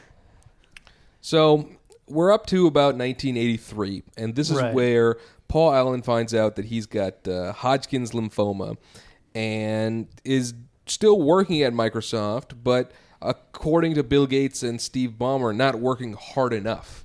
Oh, yeah, we forgot to mention on the previous episode, but Bill Gates meets Steve Ballmer at Harvard University. That's right. So Steve Ballmer joins the company as well. Yeah, and... Oh, yeah, Steve Ballmer introduced Gates into a finishing club, which, if you remember the Mark Zuckerberg episode, is something that he never got. What club? It's like an upperclassman elite club where it's where they all finish on each other. Yeah, you jerk off on each other and butt chug, and eventually you run the world. One of those things at Harvard. Where do I sign? And so Ballmer's connection, the finishing on a biscuit club. Yeah. What was it like? Gates had to strip down to his underwear at MIT and explain a code thing or something. Was one of the initiation rituals at MIT. Yeah, because it was like a rival. At MIT, I get it. Yeah, he goes to Harvard, and then MIT's the rival. Right. Yeah, and so all kinds of dumb shit like that. But that was kind of how Ballmer and Gates got into each other's orbit. So I guess Ballmer was basically like Gates' drinking buddy. Yeah, essentially, Ballmer's main claim to fame is that he can keep up with Bill Gates's tenacity to argue and just kind of be a dick. And Paul Allen sensed this in this book. Paul Allen's like, the first time I met Steve Ballmer, I thought he looked like an undercover agent for the MKVD. So it's like Ballmer just reeks of fucking creep douche. And at the time when Paul Allen is diagnosed with Hodgkin's lymphoma, he's still working, but not hard enough. And he overhears Steve Ballmer and Bill Gates discussing liquidating his Paul Allen's shares and essentially kicking him out, which is something happened to Vern, which was another employee of Microsoft that was higher up. And Vern Funk? Yes, Vern Funk. Honk when you pass by Vern Funk. For our Pacific Northwest listeners, you're welcome. But basically, Vern left and jumped to Lotus in apparent violation of his employment agreement. So they bought all his shares for $3 a share. And Paul was like, fuck that noise, I want $10 a share. And Bill Gates was like, no way. But had Bill Gates said yes to that, he would probably be worth maybe $200 billion right now. The amount of money that Bill Gates lost in this, that basically Paul Allen's net worth, outside of the money he spent on the sports teams and various ships and building, whatever, everything Paul Allen did, Bill Gates could have had that money. So at this time, though... Military museum. Yes, precisely. So in February 18th, 1983, Paul Allen's resignation became official. And at this point, Paul Allen goes from, being Bill's right-hand man to... I don't know how long I'm going to live, so I might as well just spend money on cool shit. And the rest of this book is literally him just being like, and then I did this cool thing, and then after that, I did this cool thing. The Experience Music Project was literally caused by cancer. I think we can all agree Paul Allen, to a certain degree, is just a rich hoarder, and the EMP was just where he stored all of his shit. I'm just imagining that pitch for some stop cancer research, because of cancer, Seattle has the Experience Music Project. This isn't how the Make-A-Wish Foundation is supposed to work. For just $10, you can put a stop to this tragedy. You can keep this from happening in your city's World Fairgrounds. Wasn't he's kind of like Wozniak? Isn't he like a hippie sort of quasi progressive? In the book I'm reading, they keep on saying he's a rock fan. There's a picture of him and Bill Gates sitting at a computer, and they're like, Jimi Hendrix fan Paul Allen, right? And he just has long hair in the picture. Yeah, I mean, the thing is that the EMP, it's understandable. Yeah, it's essentially. Design. like, you know, Paul Allen's 29 when he gets Hodgkin's lymphoma. So he's around the age that some of us are in this room. So if you learn that you could die in any moment because of this disease at this age, and you had access to millions upon millions of dollars, you just wouldn't give a fuck, really. There's stories of Paul Allen when he's like was doing construction on one of his houses. The neighbors got mad because it was too loud, and they're like, "Hey, could you cut down the noise?" And he was like, "Nah, I'm just gonna buy your house," and just bought their house and gave it to his sister. So, Paul Allen don't give a fuck. Sorry, Paul Allen didn't give a fuck. Rest in peace. I do like how his response to his neighbors being annoyed was to annoy his sister. Yeah, exactly. Yeah. Well, so yeah, where we're going from here, and again, I don't have this research as much, so it's kind of on you and Yogi Andy. But essentially, they have this operating system dominance, and then they move into applications. Excel, Right. you know, Lotus has this 1, 2, 3 program. I can talk about this for a little Yeah, bit. so let's go into this because Yogi's got personal. All right, we should set it up. He's doing it right now. Okay. All right, sorry. So Yogi's got personal experience with Excel because your dad made it. Yes, he was on the team that was original in... Don't be modest, your dad invented Excel. He didn't invent Excel, but he was on a team that made... your dad built the prison that office workers must All right, exist in. yes. He built the cage, ladies and gentlemen. If you're listening to this at your office job right now, and one of your tabs open is a Microsoft Excel, and you're thinking, man, this is such a waste of the gift of human life to just run these average and sum functions day in, day out, and it really doesn't make any goddamn difference. And I'm paid a small, infinitesimally small percentage of the money I make for other people through this tedious monkey work. Which you get to see how much money goes through your company and doesn't go to you through the figures on the spreadsheet that you're crunching right now. When you're looking at those P&L statements showing what a small percentage of revenue is actually cut off and given to you, and while you're fantasizing about the fact that you could be traveling the world at this moment, that you only get 70 some years, and you're going to spend the majority of them dealing with this program, you can thank one of our co-hosts, That's Father, Yogi Pollywell. So yeah, because of your suffering, we've got when we record this, we have a nice view of the Brooklyn and Manhattan skylines. Yeah. I mean, I don't see what's wrong with this, guys. I think that nothing wrong has happened, and I think honestly, I'll shut this podcast down if you talk any more shit.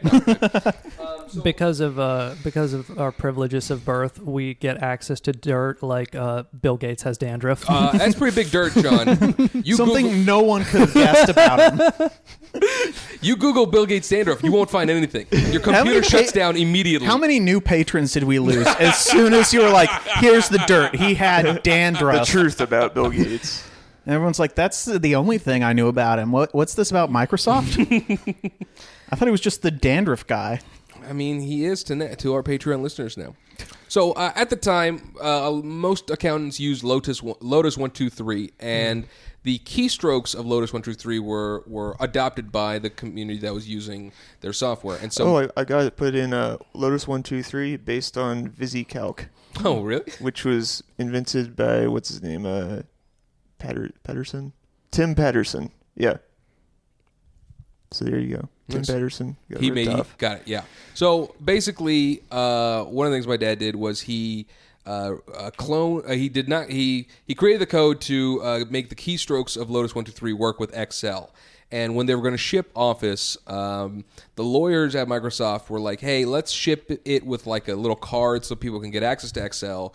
But then if Lotus sues us, we'll know how many people have Excel.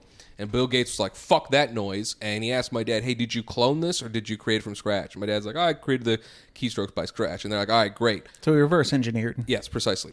And so Bill Gates was like, great. We're going to ship it with Excel. And we're going to start doing research on a counter lawsuit on Lotus because they've stolen some shit from us too. So that is one of the instrumental things that happened during my dad's time at Microsoft. And then he added, and then in 2012, we're going to still sell the exact same product for about $300 a license. Yeah, all we're going to do is add tabbed browsing, and we're going to increase the price by 20%. At that point, my dad had left the company, so I don't know what's going on there anymore. No, I'm kidding. But he did leave at that point. I like the idea of Bill Gates talking to Yogi's dad and then ending the conversation by being like, okay, great. So I got to go drive the IBM chairman to fuck my mom now. But yeah. The weirdest part is she was long dead. Oh, my God. She did die in the same 94. year that they got married. Yeah. Okay. But we're not in the 90s yet. Not the Not IBM. yet. You'll know when we're in the 90s. But this is an important point here because it is the 80s that Microsoft makes the transition from, because of their IBM contract, they have a dominant position in the operating system because they are doing the operating system for the most prominent and ubiquitous personal computer, the IBM PC. But Bill Gates, essentially they're smart enough to start doing illegal monopoly tactics and realizing that the government culture has changed enough that they will not be seriously reprimanded for doing so, because they have this operating system and they realize we could make a bunch of money if we have applications as well. Instead of, we mentioned Lotus doing this kind of Excel-style spreadsheet. If we do a spreadsheet, we could get that money. And, there's another software called WordPerfect at the time. And if we do Microsoft Word, we could get that money. And because we have the operating system... we'll make Word good enough. Yes. Yeah. Because they have the operating system, they can, sell this shit heavily subsidized, because they can lose money or just break even on their other products. But, say another company like Lotus, they don't have this operating system revenue, so they have to charge a higher price. Yeah. So they, on that side, they can undercut their competitors on price. But also, there's a lot of discussion about essentially ways that they kind of favor their applications over their competitors. It begins the embrace, extend, extinguish strategy that we mentioned in the first episode. They looked at the applications that existed, adopted them into their OS and Office suite, and then extinguishes the competition. Right. And so I don't understand this too well, but I'll just read you a Wikipedia definition of APIs, because Microsoft has been accused of hiding APIs in their operating system. So Wikipedia says an API is an application programming interface. It's a set of subroutine definitions, communication protocols, and tools for building softwares. In general terms, it is a set of clearly defined methods of communication among various components. And the idea here is that they'll have these hidden APIs in DOS and Windows and these other operating systems that the Excel programmers and the Microsoft Word programmers, they know about, but the WordPerfect and the Lotus programmers, they don't know about. So essentially, Microsoft admitted hiding, there were 16 APIs that were hidden that Excel and Word uses. I think this is for Windows 3.0. But essentially the idea here is that Steve Ballmer at one point gives an interview and he talks about how there's a quote firewall between the operating system and the application side. Right. And Bill Gates says later, no, that's ridiculous. There was never any firewall. So the idea is that because they have this dominant operating system, they have an advantage on the application side. And throughout the 80s and 90s, they're really just exterminating all the other application softwares. Right. And that's also why they're so protective of their source code, because if you know the source code of Microsoft operating systems, you can kind of, figure out what APIs you don't have access to. Right. Yeah, I mean, essentially, they are using the loopholes. They're finding loopholes to create new things for their company, but then making sure to cover their tracks when they release it. Yeah. So we're now in the 90s. The 90s, you say? Oh, yes. The decade of... Essentially, by the end of the 80s, Bill Gates is, Microsoft IPOs 1986. Bill Gates is, a billionaire by the early 90s. And we mentioned, they're going into the application side. And they start a lot of, let's say, anti-competitive business practices in the 80s, continuing into the 90s. Right. One example, the book Overdrive gives, in 1987, there was a Pascal compiler. It was a programming language, Pascal. There was a compiler. Pascal called... There was this Turbo Pascal compiler announced in 1987. So Microsoft, another anti-competitive strategy they have is called vaporware, where this compiler comes out and Microsoft immediately announces, we're going to release a better one next year.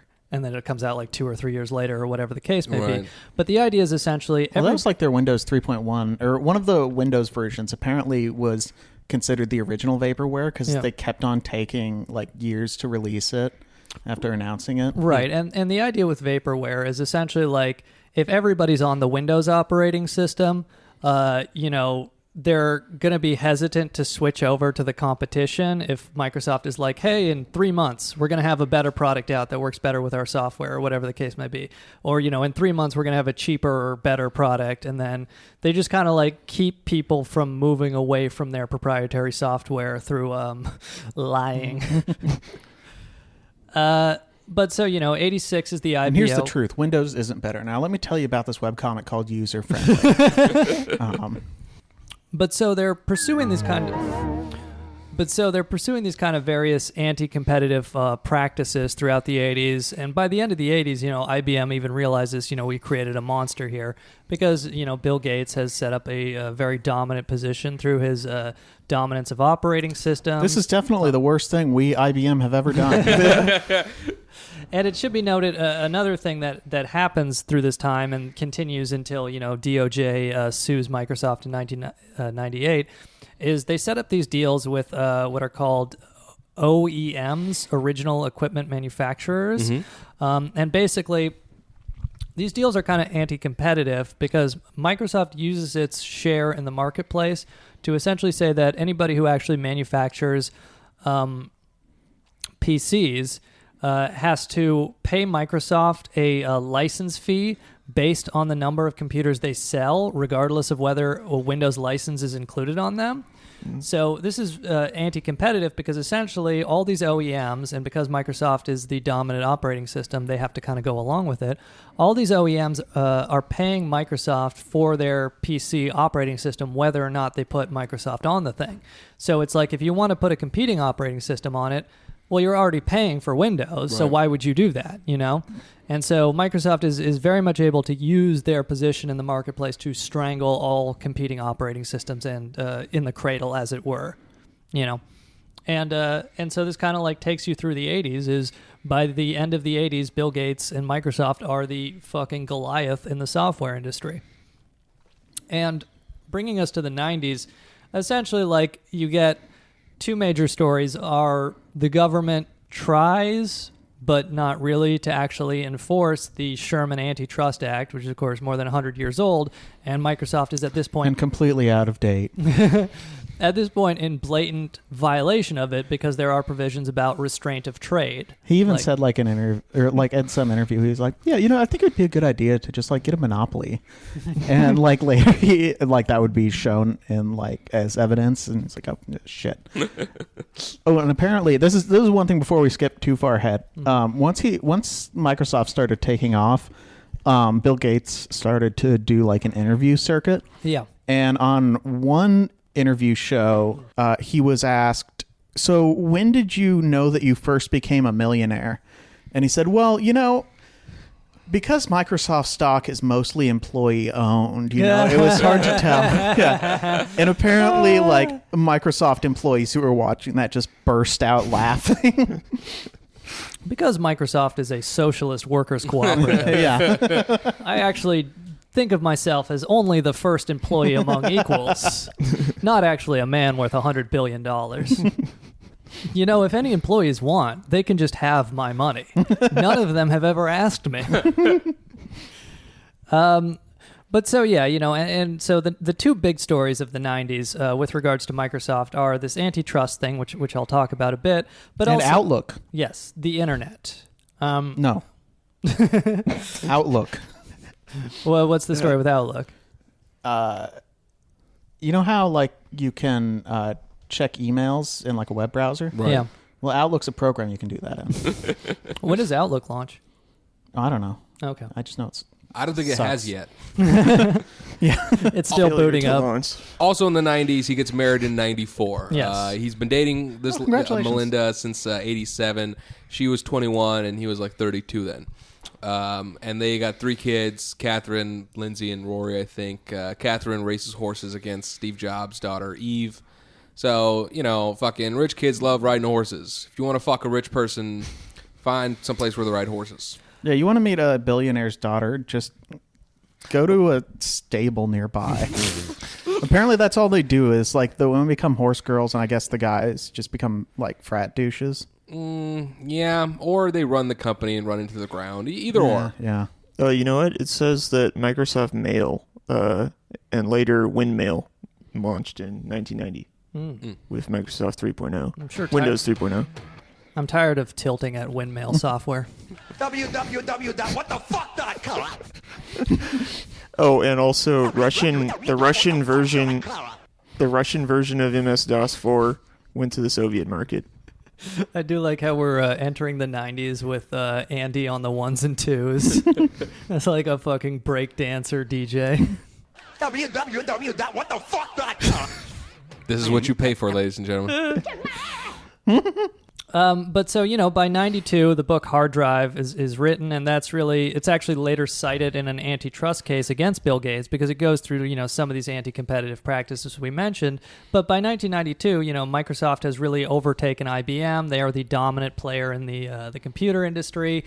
And, we'll kind of get into a little bit more. We have mentioned about how they worked their employees to the bone, Like, Yogi, when you were growing up, was your dad gone for long periods of time? Yes.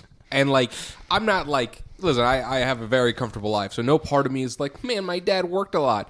But yeah, growing up, there was whole heaps of time where I didn't see my dad except for late at night and then early in the morning. But Did you have ball And that's how games? you get a had ball podcast games. co-host. You had ball games where you looked into the stands and your dad wasn't there, and you realized, well, it's fine because, he's making Excel. no, I wasn't able to play in ball games. I wasn't fast enough as a runner. Oh, that doesn't matter in baseball. Well, it did when I showed up. Okay. Yogi has a heart-to-heart with his dad where his dad's like, I'm sorry, son, but I had to fuck Bill Gates' mom to support our family. It's very interesting because, oh my God, Andy, these dials are so fucking annoying. But as a kid, the interesting thing was the company your parents work for doesn't seem like the monolith that Microsoft becomes and is. Mm-hmm. And so when I was growing up, Microsoft was just fucking Tell loaded. me about it. My mom worked for this small company that turned out to be the Washington State government. I mean, Bill Gates owns that too. Well, Bezos has a share. Growing up, Microsoft was... Well, the interesting thing was that, they would put on, company picnics that would be balling out. They would do, Halloween parties where you would show up at a Microsoft building and then trick-or-treat at each office.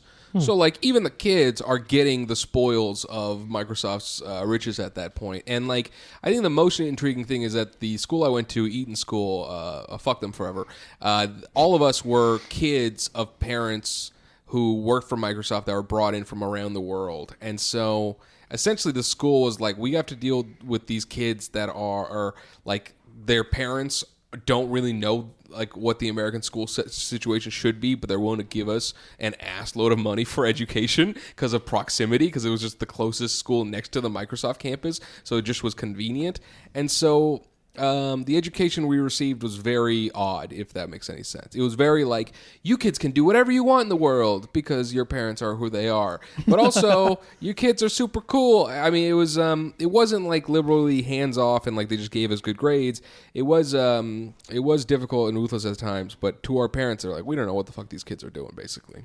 I just like knowing that Yogi went to a private school called Eton, named after the English private boarding school, where David Cameron had sex with a pig. I guess he did that at Oxford or Cambridge or whatever. Yeah, they're all related. Oh, there was a Black Mirror about that. That's right. Yeah. Yeah, they predicted the future with that. If you send your children to a private boarding school, they too can start a podcast.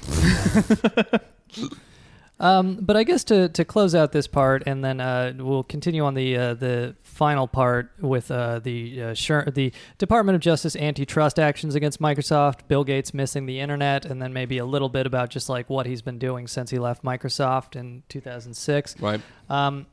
But to close out this part, Yogi mentioned he got married, and it is just kind of an interesting story. How he actually meets his wife is he marries Melinda French. She was walking to the university library, and she dropped all of her books and bumped into a gangly freckle face pile of dandruff. Who immediately said, "That's the stupidest thing I've ever seen."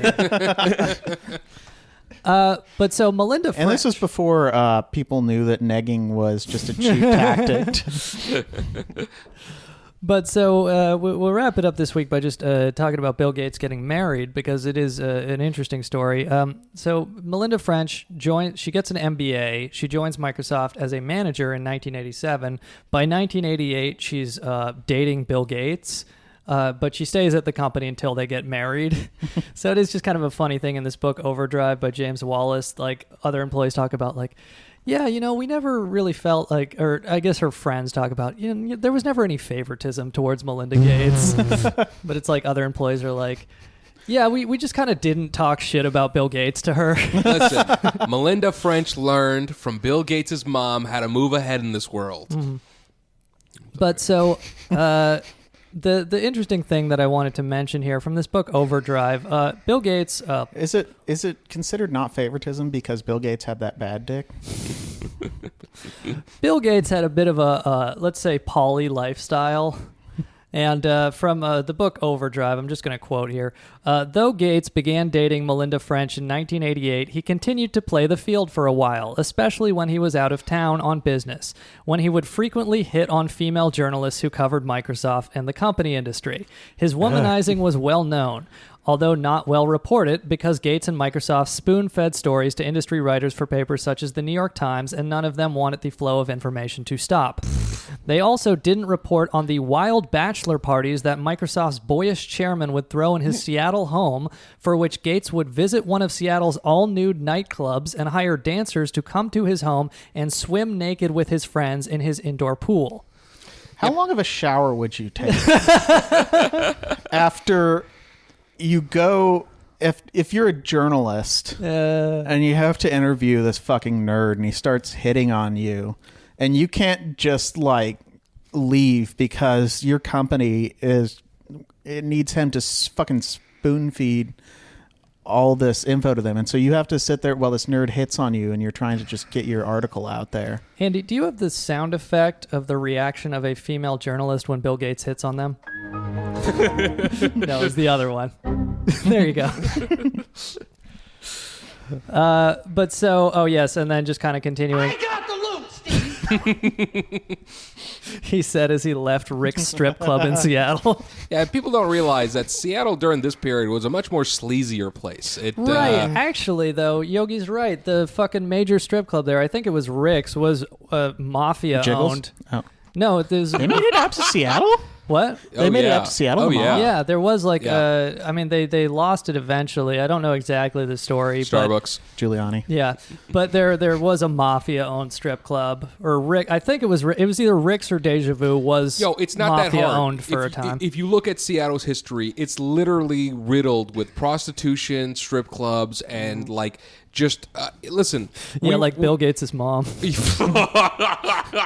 I mean, like, Seattle was a place where it was a mix. It was a mix of all of Hollywood's dirt mixed with like labor practices shit from all the beaver and log cutting industry, all wrapped up into like a Las Vegas like situation. The original Skid Row was Yesler Way because they would skid the logs down it.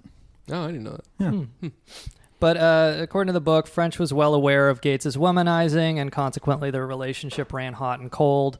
But finally, in 1994, he settles down and marries her, which is partly because his mother had, I believe, cancer. Yeah. But breast cancer.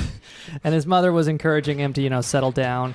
And so he does. He marries Melinda French. But weirdly enough, one of Bill Gates' exes was like a woman who worked for a venture capitalist firm, and they were like close, but Gates and her broke up because he didn't want to have kids. But they like stayed close, and like I believe to this day he still like will spend like a week a year with her. Or yeah, something, he will. Which is, I mean, I don't know if they're actually doing anything, but I respect the the level of commitment to that all-powerful dollar that Melinda French puts up with her husband, just chilling with his ex for a week out of a year. I've heard some reports that the Bill and Melinda Gates Foundation started because she found out about his womanizing ways after marriage, and she went, listen, you can stay with me or you can get a divorce and lose a lot of money. So how about you just fund a whole bunch of charities? Is that true? No. We're just asking questions. I was going to say that Bill Gates, like earlier in the episode, I was going to say that Bill Gates is now the richest man in the world again because he knows how to keep... I think I did say that he knows how to keep his dick in his pants. He did, yeah, but he did. Turns out, no. He just... This was Andy believing the propaganda that Bill Gates' dick stays in his pants. That man slangs that dick. Oh, there must have been a prenup. Yeah, but so Bill Gates marries now Melinda Gates in 1994. They get married, interestingly enough, on our Larry Ellison episode. We mentioned Lanai Island. At this point, it was owned by another billionaire, which, future episode about, because Lanai, 99% privately owned Hawaiian island. So it's fascinating because it's mostly privately owned. So Bill Gates makes clear that any reporters who show up on the private island are trespassing on private property and will be arrested. And one reporter is actually arrested and thrown in the jail overnight and later sues Bill Gates, and it's settled. But essentially they're like, arresting reporters to keep them away from the wedding. Did you get any numbers on the settlement? I don't know, no, unfortunately. Oh. But it was probably out of court. Is it more than a plane ticket to Hawaii? I would hope so. It was Bill Gates' salary. Plus legal fees? $1. But one other interesting insight into Bill Gates' character from this book, Overdrive. Apparently, Bill Gates had Steve Ballmer approach his wife, Melinda, about the prenuptial. What? Which, man, that's your hatchet, man. Having those conversations you don't want to have with your wife. Right. That's the difference between Bezos and Gates. I think Bezos got married before he got super rich. Yes. So there wasn't the prenup. No. But Gates. But Bezos also doesn't have a hatchet man like Ballmer who can fucking accept the fucking the pride swallowing tactics of cleaning up Gates's dirt left and right. Mm-hmm. Well, and so that brings us to Gates's marriage, and we'll wrap this one up here. We'll do one more part, which we'll just kind of go through the antitrust the Department of Justice goes against Microsoft with, Microsoft missing the internet, and then maybe we'll just talk a little bit about what Bill Gates has been doing today and some of the labor and other practices of the company, practices such as doing facial recognition technology for the Chinese government so that they can spy on Uyghur Muslims and put them in camps, technology such as multi-million-dollar contracts with ICE to deport people, multi-billion-dollar contracts with the Technology Pentagon. is amazing. But so that'll be on the part 3, which will be a final part of our Bill Gates episode. But hey, thanks for listening. And with that, I'm Yogi Polywall. I'm Andy Palmer. Steve Jeffries. I'm Sean McCarthy. Give us 5 stars on iTunes. Thanks. This is amazing. But not just amazing. It's historic. It should be taught in all the history books. Hung and framed in the National Gallery or something. Because this is the instant of creation of one of the greatest fortunes in the history of the world. Bill Gates is the richest guy in the world because of what started in this room.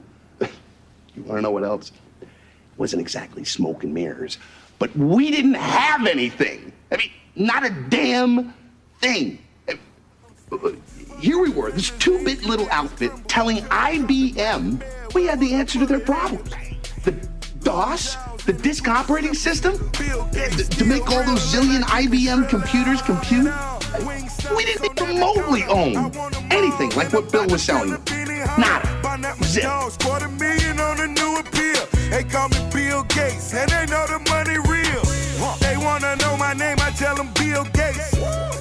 My name is Bill Gates. I'm chairman of Microsoft. And during 1984, Microsoft expects to get half of its revenues from Macintosh software.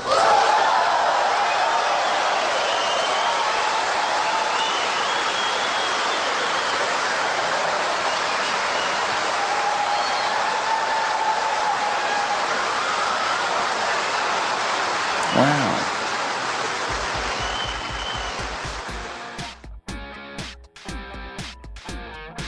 First they think you're crazy, then they fight you, and then all of a sudden you change the world.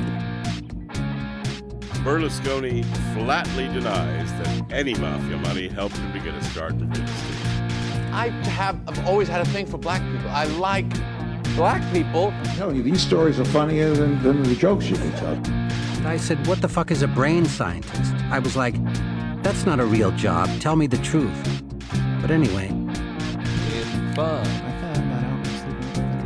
4, 3, It's true. 2. Hello, welcome back to Grubstakers, the podcast about billionaires. This is your Patreon episode for the week. I'm Sean P. McCarthy. Yogi Poywall. Andy Palmer. Steve Jeffries. And we're closing out the saga of Bill Gates the Third. This is the part 3, the last Fourth. part. No, this is part 3. Oh, he is the 4th?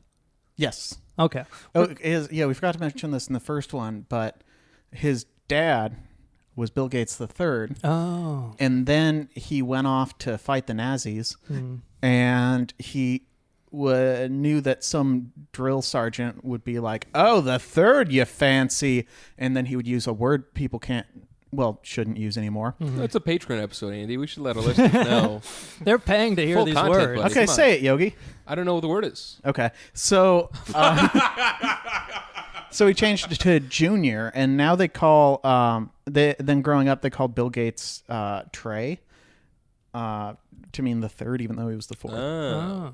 That's Yeah. interesting. So did his father go around telling people they were going to release version 4 2 years before they were actually going to do it?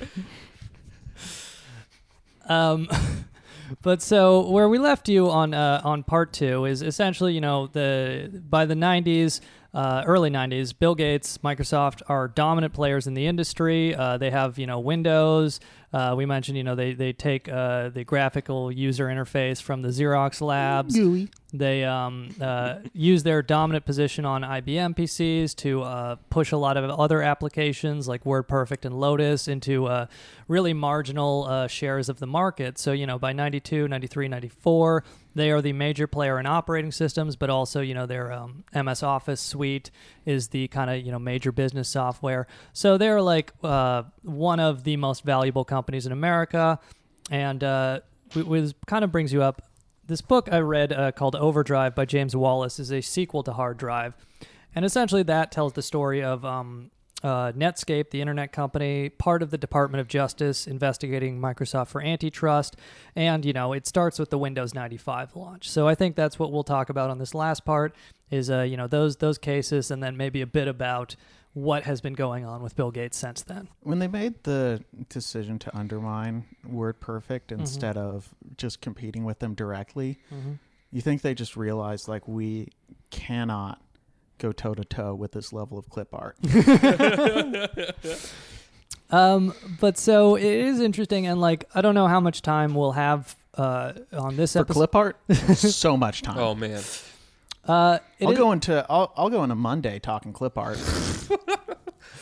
An interesting thing that I got from the book Overdrive is employees at Microsoft keep referring to projects that they work on as a quote-unquote death march. So Windows 95 is the programming of it is described as a quote death march, and then of course on the launch August 1995 it's kind of buggy and crappy anyways. But It's got solitaire. Yes. But so, and then the other major story is Microsoft and Bill Gates essentially missing the internet or not understanding what the internet is. So they're they're building Microsoft Network as well, MSN, which the idea is essentially in the early 90s, Bill Gates is all in this kind of everybody's talking about the information superhighway. Like, it's important, the internet's so ubiquitous. It's hard for us to go back and think about this, but 92, 93, all the Time magazine articles are about the information superhighway. And the idea is, like, you'll be able to use your television as like a smart device where you can like order movies and research and do all this stuff. Like a lot of stuff you can do. And we'll go to work in our flying cars. A lot of stuff you can do now, but the technology wasn't there yet. Right. But, people were like kind of fantasizing about the Roku kind of smart TV thing in 1993, and they were totally missing what was about to happen with the World Wide Web, So it's weird to imagine the Roku being something people fantasize about. So they'll have a little remote that's rounded It's got purple on it too. So it is just kind of like, I mean, we'll see how much time we have to talk about just Microsoft's abusive labor practices. But from the book Overdrive, they talk about creating MSN, and the idea is like they make this kind of standalone server where you can like log on and pay Microsoft money to get like content from these various content providers they've signed deals with. Right. And it is also the programming of MSN is also described as a, quote, death march. The lead developer has a brain aneurysm and has to hurry back to work from the hospital to finish it. And then they release it, and it's buggy and awful. And also, it's completely obsolete as soon as it launches, because Netscape browser is like, why the fuck would I pay you money to log onto a server when I can just go to the internet for free and get tons more content? At the hospital, Bill Gates sent him a letter that is like, it looks like condolences and stuff for your problem. Well, it's actually, he opens it up and it's just a debug report. It's like, this is what we found on the latest debug. The fun thing about working as a vendor for Microsoft or like a contractor is that instead of having like these death marches to like a finish line, there's no finish line. Right. But yeah, so MSN has to be redesigned as a website instead of a standalone server almost immediately after it launches. So, it's just like, and, there's also stories about like Windows 95's employees having to keep like a sleeping bag in their office because, they're just like working 80-hour weeks for the betterment of Mr. Gates. And this is something that happens time and time again in the 90s. They like think of something. Only 90s kids will remember working themselves to death. No, but like Microsoft continues to like make shit that like they're like, this is gonna like revolutionize the future, but they're just like slightly too early or a bit too clunky in some ways to where all of the efforts and the sacrifices made by their employees go kind of to waste. Like the concept of like a tablet device is introduced during this decade. The concept of like the home computer being your main nebula system for your home entertainment. Like all these types of ideas were rolling around in the 90s, but it was just too early to implement them correctly. I was about to shit on tablet devices, and then I realized that Steven's using one right now. No, go for it. I'm just going to say, the revolutionary tablet devices. But no, Steven. So you didn't have a joke? But yeah, so this brings us to, these, the August 1995 is the launch of Windows 95. Interestingly enough, according to this book, Overdrive, well, first off, they pay the Rolling Stones $12 million for the rights to Start Me Up because they add the Start menu. And kind of like the standard Windows interface comes from Windows 95. They launch it. You've all seen the video, but... the dancing. Yeah, just imagine the worst dancing you've ever seen. And then it's worse than that. And ill-fitting suits. I think all right, let's stop it before we have to pay $12 million. Ballmer's the hero of that one, just waving his arms. I think that's Ballmer. Yeah, if he's bald, it's Ballmer. Well, there's a couple bald guys on here. And this was when no one had any muscle definition. Go to the end where Bomber's yelling, because that's the best part. Oh, it's just them over. dancing? Go to the end where he's making Gates' wife sign a prenuptial. But so the important thing is, and this launch, August 1995, apparently Jay Leno is the MC of this launch. And would you guys like to hear a joke, Mr. Jay Leno? Do the impression. Yeah, I'll tell you, Bill. Monica Lewinsky's in the news. Did he have material before Monica Lewinsky? Believe it or not. He goes, Bill, there's so much memory on this thing, the Windows 95, so much memory, it can keep track of all of OJ's alibis. That is an actual joke Jay Leno told at the Windows 1995 launch. Man, he deserves every car he's ever owned. I can't believe Bill Gates would just stand there and laugh along as they are joking about a double murder that to this day is unsolved. The Tonight Show with my birthright. But yeah, so they released... I'm going to run that shit into the ground. Hey, Bill, I initiated some merger talks with Conan, and I think I'm going to steal his technology and his jokes. You stole the algorithm that has just been generating late-night jokes. Just when you think this show can't get any worse, I'll hand it off to Jimmy Fallon. Hey, Bill, I noticed that you started hot mail here, but I don't see anyone more attractive than you, Bill. I'll give you a B for the joke and an F for the impression. That's fair. But so it should be noted, essentially, so Windows 95, it launches, they have, this MSN that's kind of obsolete, because what happened here is in 1993, Mosaic browser was launched. It was these kids at the University of Chicago in one of their research labs. They came up with Mosaic browser, and the basic idea is some guy in Switzerland at, I think, the CERN laboratory. I think it's the Large Hadron Collider Laboratory or whatever. Hadron. Whatever. Some guy came up with essentially the World Wide Web over there. But so there's some initial browsers that exist in the early 90s, but they are text-only browsers. So Mosaic is essentially the first browser that can display, images. It has like a user interface. And so these kids in 1993, they launch Mosaic and they release it free on the internet, and it becomes like extremely popular, where tens of thousands of people a month are downloading this initial browser, connecting to the internet, and this is really the birth of the internet.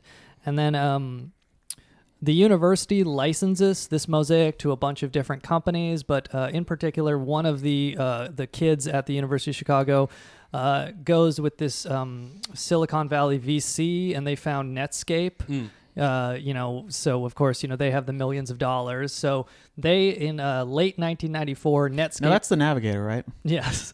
In late 1994, Netscape releases their browser. Netscape Navigator? Yes. They give it away free on the internet. And because they have like these millions of Silicon Valley VC money, they like...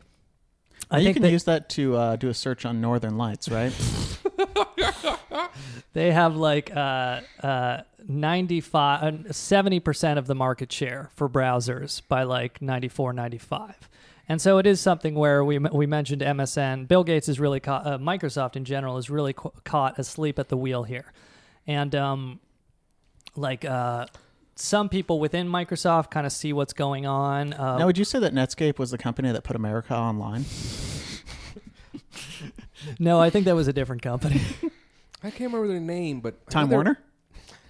No, it's not that. Something about being online in this country. I don't know, guys. Let's move on. But essentially, like some people within Microsoft were kind of saw what was going on and tried to warn Bill Gates. Like one guy at Microsoft told Bill Gates they should give a browser away for free with Windows, and Bill Gates called him a communist, unquote. And then a year later, they would do exactly that. Yeah. But so, What a visionary. Yeah. And so essentially, like, the story of the 90s is Microsoft initially totally losing out on market share to Netscape, and then kind of realizing what's going on by late 95 and doing a complete 180. And also just kind of using their dominant market position to destroy Netscape. Right. Eventually, like, the story ends with Netscape getting bought by AOL and then going under, but the Netscape code is given to the Mozilla Foundation, and the Mozilla Foundation launches Firefox browser. Because it's kind of an interesting thing where essentially Microsoft... Which is what we used to research on the show ever since we did the Google episode. Microsoft, by... this is a DuckDuckGo pod. Yeah. So...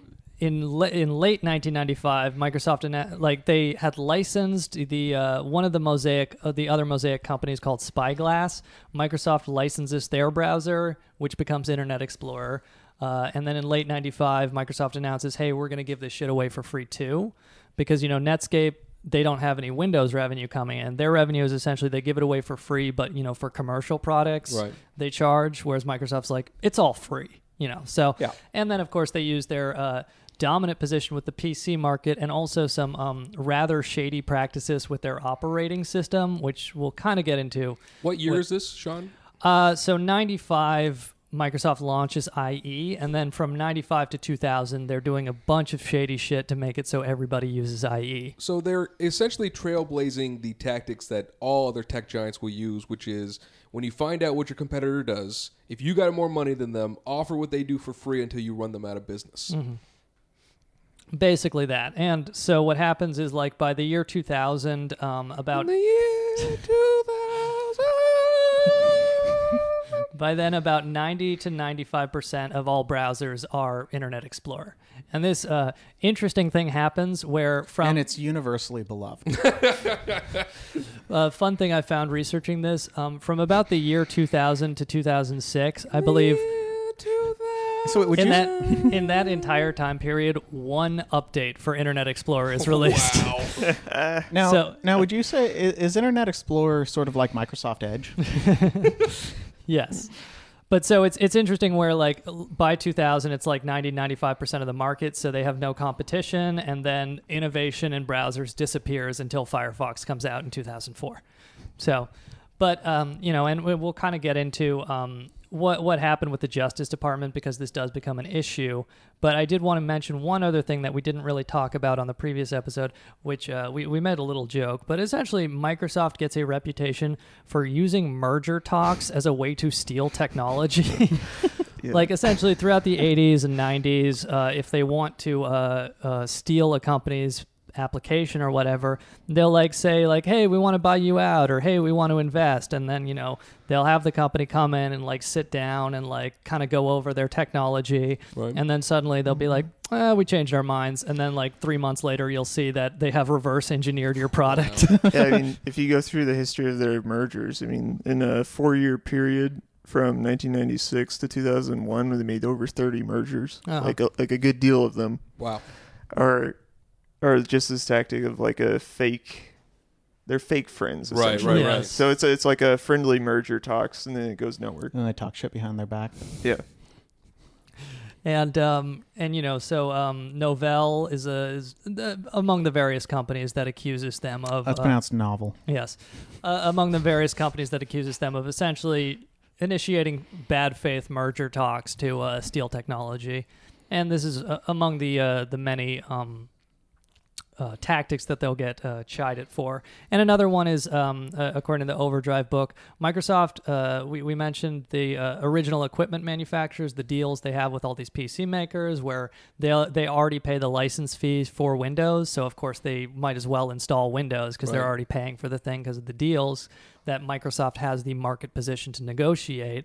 Microsoft starts arguing that offering them discounts for the ones who pre-install Internet Explorer.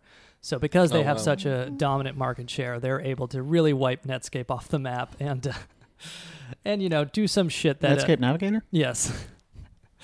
But so basically, in 1994, the initial Department of Justice thing starts up, where we mentioned on the previous episode how their word processor, their spreadsheet thing kind of fucked over the competition.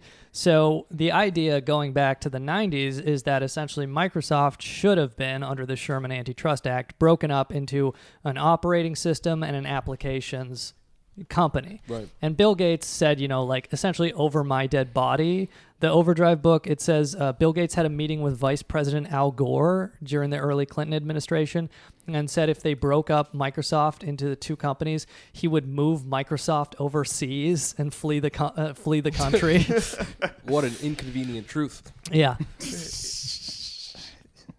Go for it, The thing that like people are finally now like all catching on to is like whenever those billionaires are like, we're going to leave the country, everyone's like, oh, but wait, you already don't pay taxes in this country. Right. And also they're just bluffing.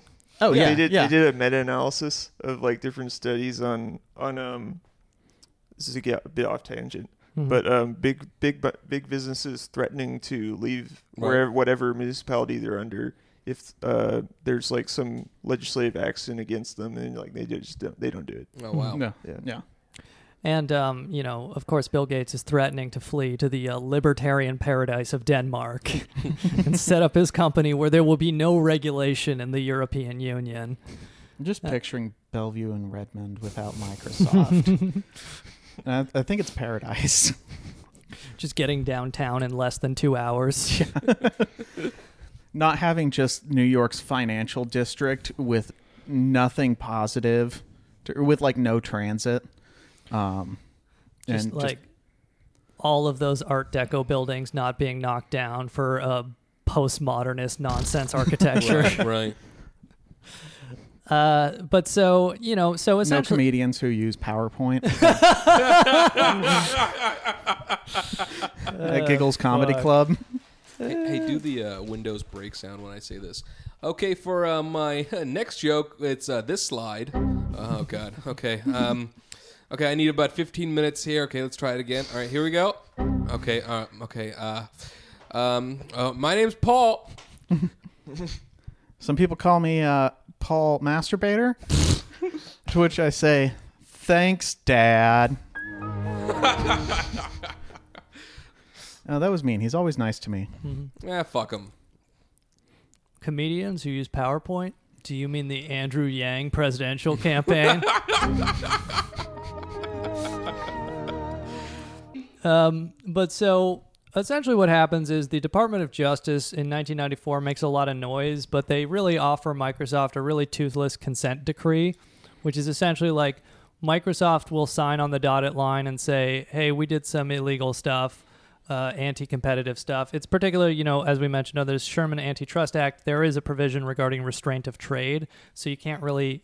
Wait, they couldn't even get a deal that said they deny all wrongdoing? Actually, no, you're right. They did deny wrongdoing. Oh, okay. But they had... I was going to lose some respect for Microsoft. Yeah. Microsoft's never the bad guy, guys. So 1994, the Department of Justice does this really toothless consent decree, which is like, hey, we did some bad stuff. We won't do this kind of sabotaging other operating systems or other applications again. We mentioned on the previous episode APIs, so they would like have all this... these. They're like, Seattle's already been ruined. It's 1994. My mom's dead. And it's like another thing, this is 94. The Department of Justice is getting a bunch of pressure to like not fuck with Microsoft before the Windows 95 launch. Where it's like, hey, we don't want to, this is going to be so good for the economy. And all these other vendors who are working with Microsoft are like, hey, you can't fuck with Microsoft before they release Windows 95, So it's like, it's a real Harvey Weinstein situation. But, this is the Bill Clinton administration, their DOJ, and they haven't... in 94, they have... I'm just going to keep this on mute so I can watch Steve Ballmer flail. In 94, they have this consent decree. The Microsoft agrees to 6 years of monitoring from the Department of Justice. They, say they won't do these kind of bad things with other applications again, and then they immediately do it with Netscape and other browsers. Right, of course. Wait, Netscape Navigator? Yes, Netscape Navigator. But funnily enough, a few days... So initially, there's a guy named Stanley Sporkin, which if you've read the Jesse Eisinger book, The Chicken Shit Club, which I recommend, it's about why nobody was prosecuted for the financial crisis, essentially what has happened to white-collar crime enforcement. But they talk about this guy named Stanley Sporkin, who was in the 1970s ahead of the SEC, who actually, was like a bit of a bulldog and went after corporate crime pretty aggressively. And then he got appointed to the federal judiciary, and just by sheer chance, he ended up being the federal judge who had to approve this initial consent decree with Microsoft. So he read the book Hard Drive, which I read most of for research for this, and he was like, yeah, this is a fucking monopoly. Right. So it's like, why are you just letting them stay a monopoly if they just say like, hey, we won't do it again in the future, Right. So he throws out this consent decree, and then the Department of Justice joins Microsoft to sue... Getting me too. To appeal to enforce the consent decree, and then... An appeals court takes him off the case, and then they say, okay, fine, the consent decree can go forward in 95. And then just a few days after this consent decree is finally signed, Bill Gates plays golf with President Bill Clinton. Oh. So, no... Couple of bills on the links, eh? Yeah. They hang out on islands from time to time too, Sean? No, Bill. Bill Clinton's like, this is going to take a hit to my legacy, but at least I'll get to hang out with Bill Gates. Now, Bill... Tell me more about the combat zone in Boston. But so essentially, and they sign this consent decree, and then immediately they start fucking over Netscape Navigator. But they have consent. Yeah.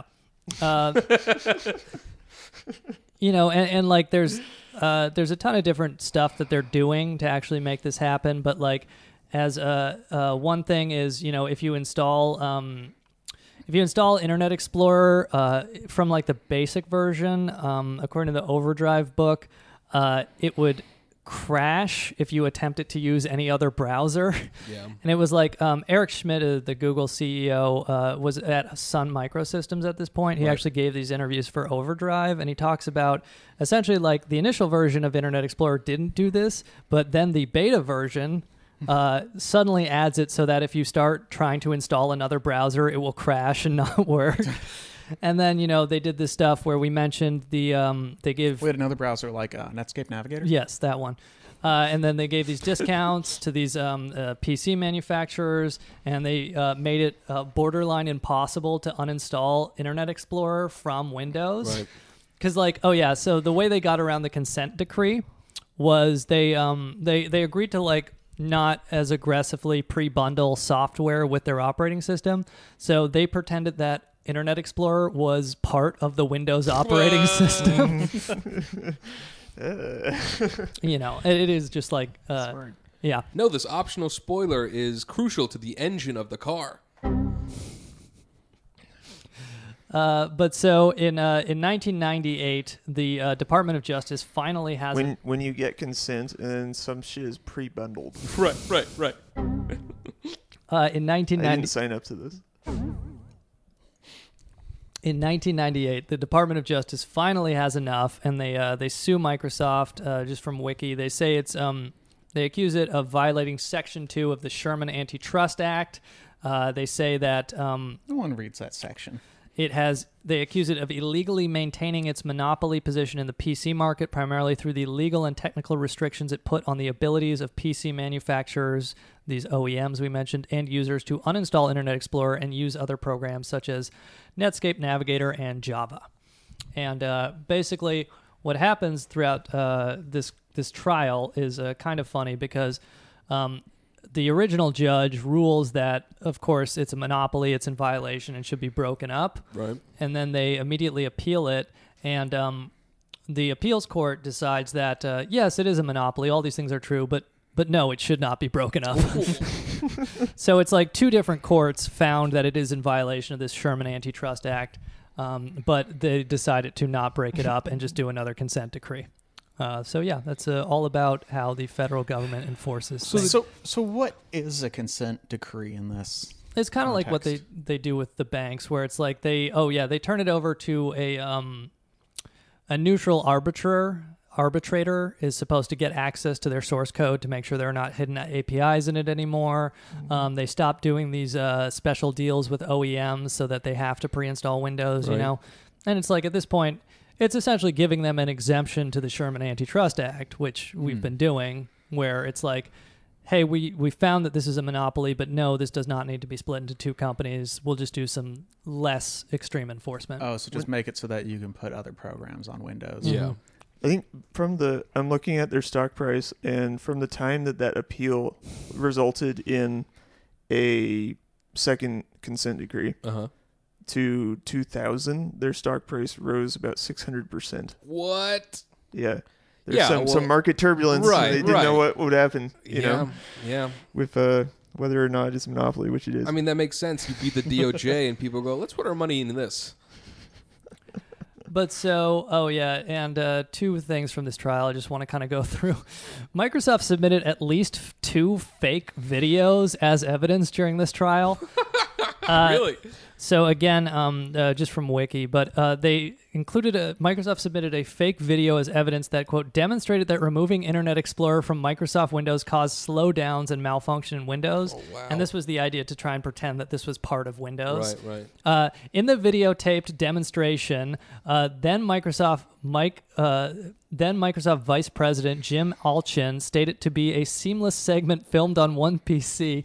The plaintiff noticed that some icons mysteriously disappear and reappear on the PC's desktop, suggesting that the effects might have been falsified. Alchin admitted that the blame for the tape problems lay with some of his staff. What? A fucking snake. They're like, wait a minute. In the first part of the video, there are links to porn in the corner, but then in the second link, they're gone. And And then Microsoft submitted a second inaccurate video into evidence later the same month as the first. The issue in question was how easy or hard it was for America Online users to download and install Netscape Navigator onto a Windows PC. Microsoft's videotape showed the process as being quick and easy, resulting in the Netscape icon appearing on the user's desktop. The government produced its own videotape of the same process, revealing that Microsoft Videotape had conveniently removed a long and complex part of the procedure, and that Netscape's icon was not placed on the desktop, requiring a user to search for it. And then Microsoft admitted that their own tape was falsified. So, it's, you can get in a lot of trouble if you submit false evidence to a federal courtroom. Oh, tons of trouble. Mm-hmm.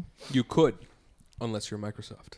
And the other thing from this trial that I just want to go through real quick is Bill Gates has to give a deposition. So there's like videotape deposition of Bill Gates you can watch on YouTube.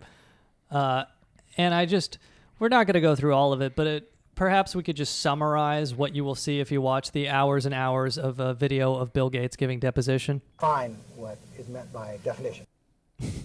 So that's Bill Gates saying define what is meant by definition. And then... No, I have an answer. The answer is I don't remember. So basically that, again and again, is Bill Gates gave really evasive testimony. And I've watched maybe like 40 minutes of the thing. I would describe it as a sovereign citizen video, except the guy is a billionaire. Because that was actually the guy taking the deposition who said, define what you mean by definition. And it was because Bill Gates was arguing about the definition of definition. And then he starts going like, yeah, I would think of that more as a common usage. Just like, use the most ridiculous semantical arguments. And, whenever Bill Gates is asked a question, he'll like filibuster. Like at one point, the guy says like, Steve Ballmer forwarded these two separate emails, and Bill Gates is like, am I being detained? It is true. It's like, it's not as entertaining as a sovereign citizen video because the guy has too much money to get tased at the end. Yeah, no one smashes his window. Yeah. So the guy asking questions for the deposition brings, so they keep like accusing Steve of Bill Gates of lying because he'll like filibuster or argue about the definitions or make misstatements, and then they'll just say like, here, take a look at this email that you sent that we subpoenaed. And then he'll just be like, I don't remember whatever the drop is. You people are trying to get me on some obscure submitting false evidence law that I've never heard of it. Wait, Sean, do you want to Yes. ask me why I didn't do more research for these episodes? Andy, why didn't you do more research? No, I have an answer. The answer is I don't remember. Hey, Andy, why are you making the drop sound so weird? No, I have an answer. The answer is I don't remember. And it's like, we could go through like chapter and verse, like the define definition argument, and so at another point, the guy brings his attention to two emails that Steve Ballmer had forwarded and refers to them as three separate emails, and Bill Gates starts going like, no, this is one email. And, because it's like he's arguing that like forwarded emails are all the same email. Right. And you just hear the guy getting more and more frustrated. Like he says it multiple times like, Bill, we can be here as long as you need to be. And then another great one is that he brings his attention to an email Bill Gates had sent. And he's like, now, did you type in that this email was high priority? And he's like, no. Bill Gates goes, no. I didn't. And then he's like, well, the email is clearly marked high priority. He's like, yes. And then the guy goes, well, who typed in high priority? Bill Gates goes, the computer. The computer typed in high priority. Listen, all my emails are high priority. Everyone knows this. But yeah, so it's like, again, just sovereign citizen shit where Bill Gates will just argue about definitions and filibuster like the entire time. And it didn't really... And it sort of worked, but it didn't really work. Where, as we mentioned, Bill Gates was found guilty, or Microsoft was found guilty twice by two different federal courts of violating the Sherman Antitrust Act. It's just the appeals court decided breaking it up would be too extreme of a remedy.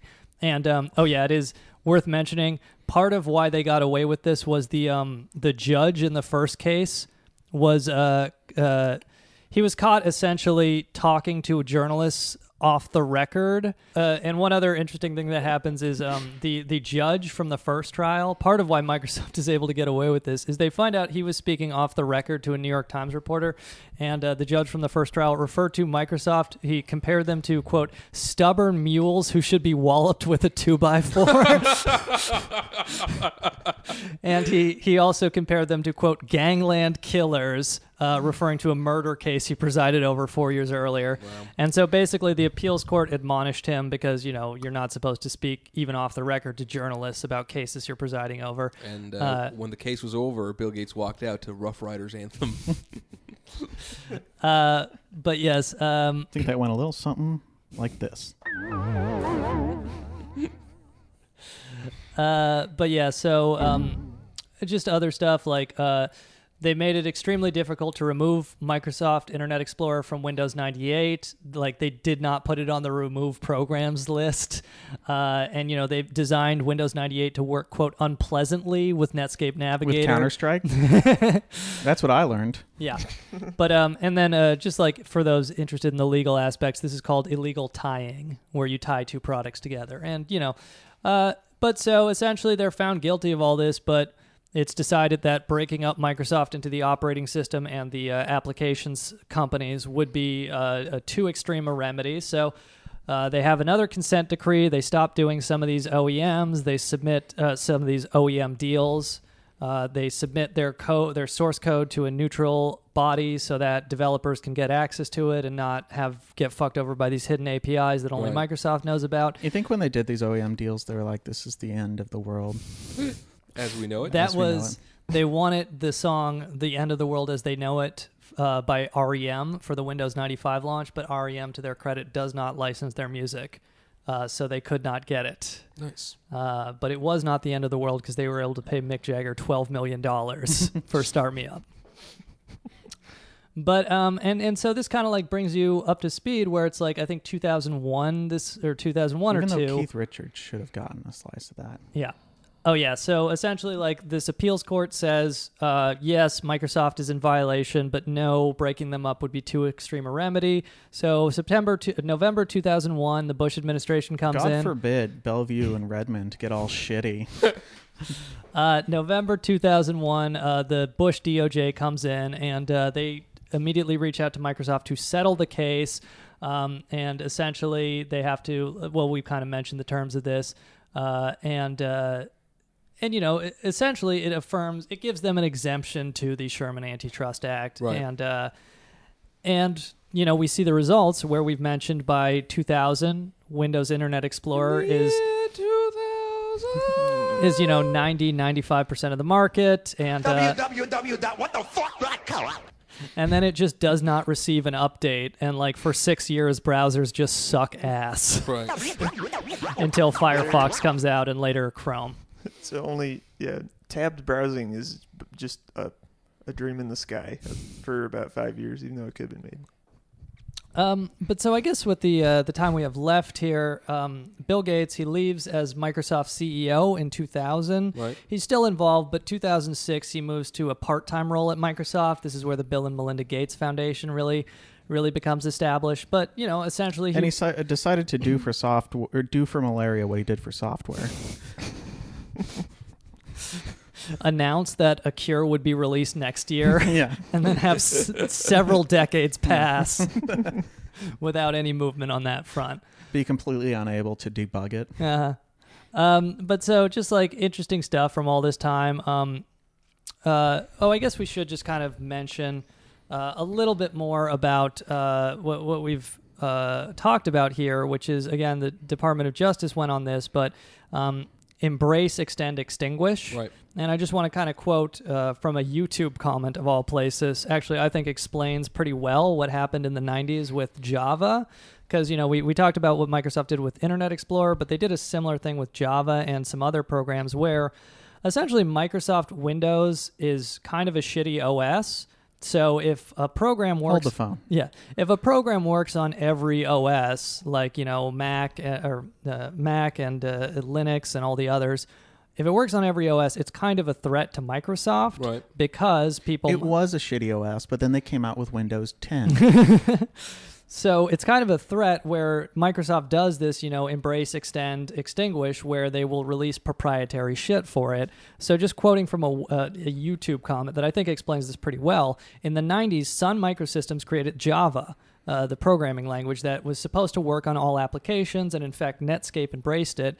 And the idea is that Netscape Navigator. Yes, you can write a code in in Java, and it'll work on every OS. And this is a threat to Microsoft. So in the 90s, Sun Microsystems created Java, which has two components. The programming language and the runtime. The runtime, the Java you install, lets you run things written in Java on any device regardless of the OS or CPU. Write once, run anywhere. That was a huge threat to Microsoft. Why write Windows programs when you could write Java programs and they'd run on any computer? Right. So Microsoft wrote their own Java runtime called MSJVM and made it part of Windows. It extended Java to do Windows-only things, meaning there were now, quote, Java apps that could only run on Windows, destroying the whole point of Java. This became part of the antitrust trial because it ruined Sun's products. In a separate case, Sun sued Microsoft and won. And that was from a YouTube comment I thought explained it pretty well. But it is just kind of important where Microsoft again and again uses their dominant market position to engage in anti-competitive practices that make consumers worse off. People refer to the Windows tax, where every computer people buy costs that much more because they've cut all these deals with the original equipment manufacturers that say, hey, whatever amount of computers you sell, you have to give us a cut to license Windows because we are the dominant OS. Thankfully, Java never became buggy and slow and very easy to hack from outside malware. Mm-hmm.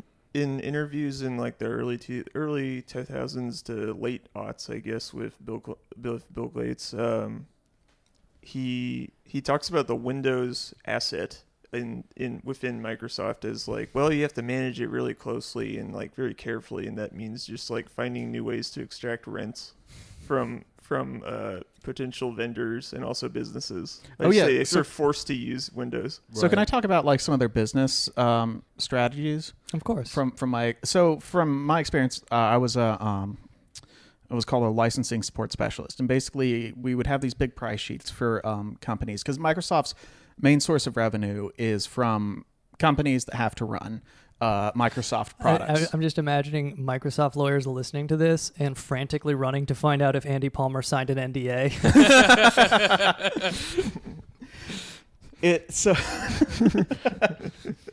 I don't remember. Whatever. So they make all their money from selling to corporations, and the types of things we dealt with were like orders of 250 or more. And so they had different ways of extracting rents. One of them was you would buy, say, the license for Office or Windows, but if you just bought the license, you wouldn't be able to upgrade it if they, went from Windows 7 to Windows 8. Sure. Cool. And so what you would buy is the software assurance, which was way more expensive. Same thing for Office. You'd buy a software assurance, and that meant for 3 years, at essentially the cost of slightly less than buying the original program like every year. Right. If they upgraded Office or if they upgraded Windows, you would be able to upgrade it with them. And obviously their strategy is to just keep on upgrading. That's why there's like a new version of Office every year. Sure. Is that that way they can keep selling the software assurances, which is where all the money is. Because if people could just buy a license and sit on that, that would be great. But if there's a new version of Office that's out every year and suddenly things aren't backwards compatible with like new Office programs. When things are not backwards compatible. Yeah, when things aren't backwards compatible, suddenly you're shit out of luck. And then they also just introduced not just introduced, this was like 2011, the cloud programs, Office 365, which, they turned it from every 3 years to like every month. You pay for a subscription to use a word processor is Office 365. And that's, essentially they're repackaging and reselling the same product with different ramifications and conditions based off how much money you've given them. Yeah. So go ahead. Oh, well, like these subscription services, I'm pretty sure in the business division. And like if you look at their quarterly reports, and I found some charts like detailing how each of the business divisions have gone. Like the Microsoft business division has like gone way up, whereas like online services and also the operating system, just the Windows asset, has been like mostly flat or slightly declining. Yeah, Windows isn't much of like a moneymaker for Microsoft. It's largely Office is where they make all the money. And part of that within that is like Excel, Word, everything like that, PowerPoint. And 360. Yeah, which like Excel, PowerPoint, like yes. They're major since Mr. Paliwal, go on. Paliwal built it. There hasn't been like you don't get a new version of Excel and you're like, oh shit. Now it highlights a new kind of blue. Like there aren't real upgrades to it. It's the same product. They'll just tweak something and then make it so everyone has to get the new version. So power user here. Yes. Go on. I do like index match over VLOOKUP. For Excel. It's a great one. Oh, okay. You know what that was in 2013. It was a great rate. Otherwise, no, basically the same. Right. I like open source software. It's true. That would be a lot better. But yeah. So, Andy, were you a temp or a perma-temp, or because that's another thing I was found a contractor. You were a contractor, okay? Yeah, which or as we're known on the Microsoft campus, V-trash, because there's a V for vendor and then a dash before your official Microsoft email address, and so that meant that like. You couldn't just walk into the cafeteria. You had to walk behind someone who actually worked for Microsoft and looked like you're supposed to be there, and then confidently let them hold the door for you. But so I would like to, in a future episode, maybe we'll do a more serious dive on Microsoft's labor practices. But one other thing we should mention is in 1992, Microsoft was sued in a class action lawsuit by perma-temp employees. There were like 8,500 employees who was. Oh yeah, it must have been a perma-temp probably. Well, essentially they said that like they were just classified as temporary employees, despite the fact that they worked alongside regular employees doing the same work and worked for long terms doing the exact same thing, and they were just constantly extended as temp employees. They wouldn't get the benefits, they wouldn't be paid as well, and it was just kind of blatant labor abuse where it's like, hey, we're just going to define people doing the exact same thing as permanent employees. And like especially for like V-Dash, what we were doing, I was making like 40,000, and the amount that the company I worked for got for me from Microsoft was 80,000. Oh, so they're just skimming half of it right off the top. Very cool. Wow. Yeah. None of the health benefits. Andy, what was it that drew you to the works of Karl Marx? Well, I'll tell you what it wasn't. Free Coca-Cola, an asset to even the Microsoft vendors get free Coca-Cola, and that's I don't know. I'm probably gonna have like organ failure when I turn 40. But a side effect of this the permatemp lawsuit is that now contract employees at Microsoft are banned from participating in team morale events and other activities that could be construed as making them as, quote, employees. And they are also limited to 18-month contracts, after which they have to leave for 6 months before returning under another temporary contract. And that's just from Wikipedia. But, you know. Yeah, no, morale. This is from the Wages of Destruction. Look, it's a great book. From my memory, working as a licensing support specialist, yes. Morale wasn't something we had in abundance. Even though we had people appointed the office morale officer to basically be given no resources and try to make people happier. That was the bleakest job. I got some about Xbox I want to mention real quick before we go to that. Of course. That's great. There's this great article in Wired called The Young and the Reckless, and it's about these cruel kids who essentially hot-rodded their Xbox early on and figured out how to hack into Xbox game codes and just steal information from companies and make cheats and stuff. And so when they got... one of these guys, Pecora, who's... Did they figure out what the Covenant's deal is? What? Like what's the deal with the Covenant? Like what are they so why are they fighting so much? I'm not sure. Oh. But like they hacked Xbox's source code and it was just a 12-year-old saying the N-word. But these guys, they like hacked the Xboxes to like basically make them play whatever they wanted to, and they even got so far as to hack into the Call of Duty series and make their own like mods within it and charge people to play in their servers, which had like unlimited ammo and like you could fly and shit. And if you shoot someone, their buddy starts like the character buddy crouches down and starts crying over their body. I mean, when this guy Pecora got arrested, he'd been... There's a little meter in the bottom saying how much you believe in God.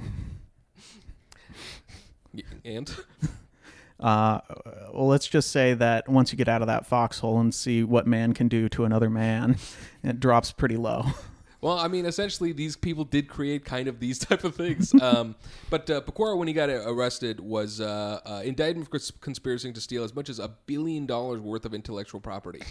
And like the amount of hacking these kids did was pretty intense. They essentially hacked into the people that made Gears of War and leaked it before it came out, among a whole bunch of other things. They were like manipulating FIFA so that it would automatically play games and then selling. Whoa, are you saying that there is corruption in FIFA? Yes, there is corruption in the video game. They made FIFA. it more realistic. Yeah, right.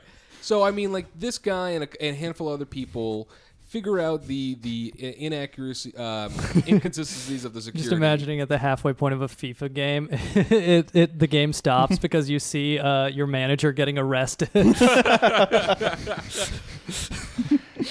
So this guy gets arrested, and like a whole heap of other people. But one of the ways they did it was that in 2006, a guy figured out that some recycling facility was selling Xbox DVD drives very cheap, and then when he looked at them, they were these dev kits, which were the keys to getting into the Xbox code and breaking into it. So because Microsoft didn't fucking realize they should destroy these properly or reuse them within the company, and they're like, oh, just give them to this random recycling company.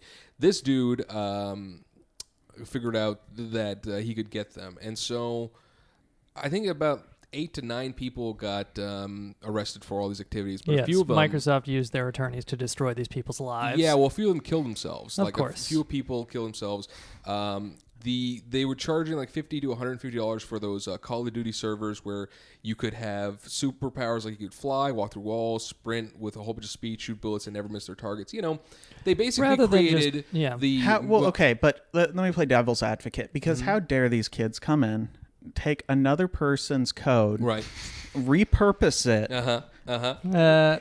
and then sell it for a huge markup. Yes, that is not what America is about. That's not what Microsoft does. Also, if FIFA were being honest, in their games, they would have part of the stadium collapse because it was made by slaves from Sri Lanka, and among other countries, but Sri Lanka, yes. Yeah, that's one of them. Well, I know whenever kids take my product and improve it, rather than go into some sort of deal with them to pay them for their work, I actually like to use the federal carceral system and my billion-dollar lawyers to kill them.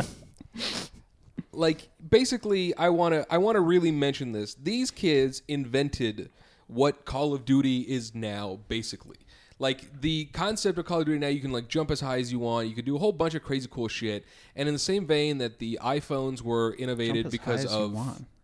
Yeah. Like fly? Well, yeah, but also, yes, flying is one of those things. But you can also call it jumping if you land at one point, Palmer. But yes, flying was a part of it.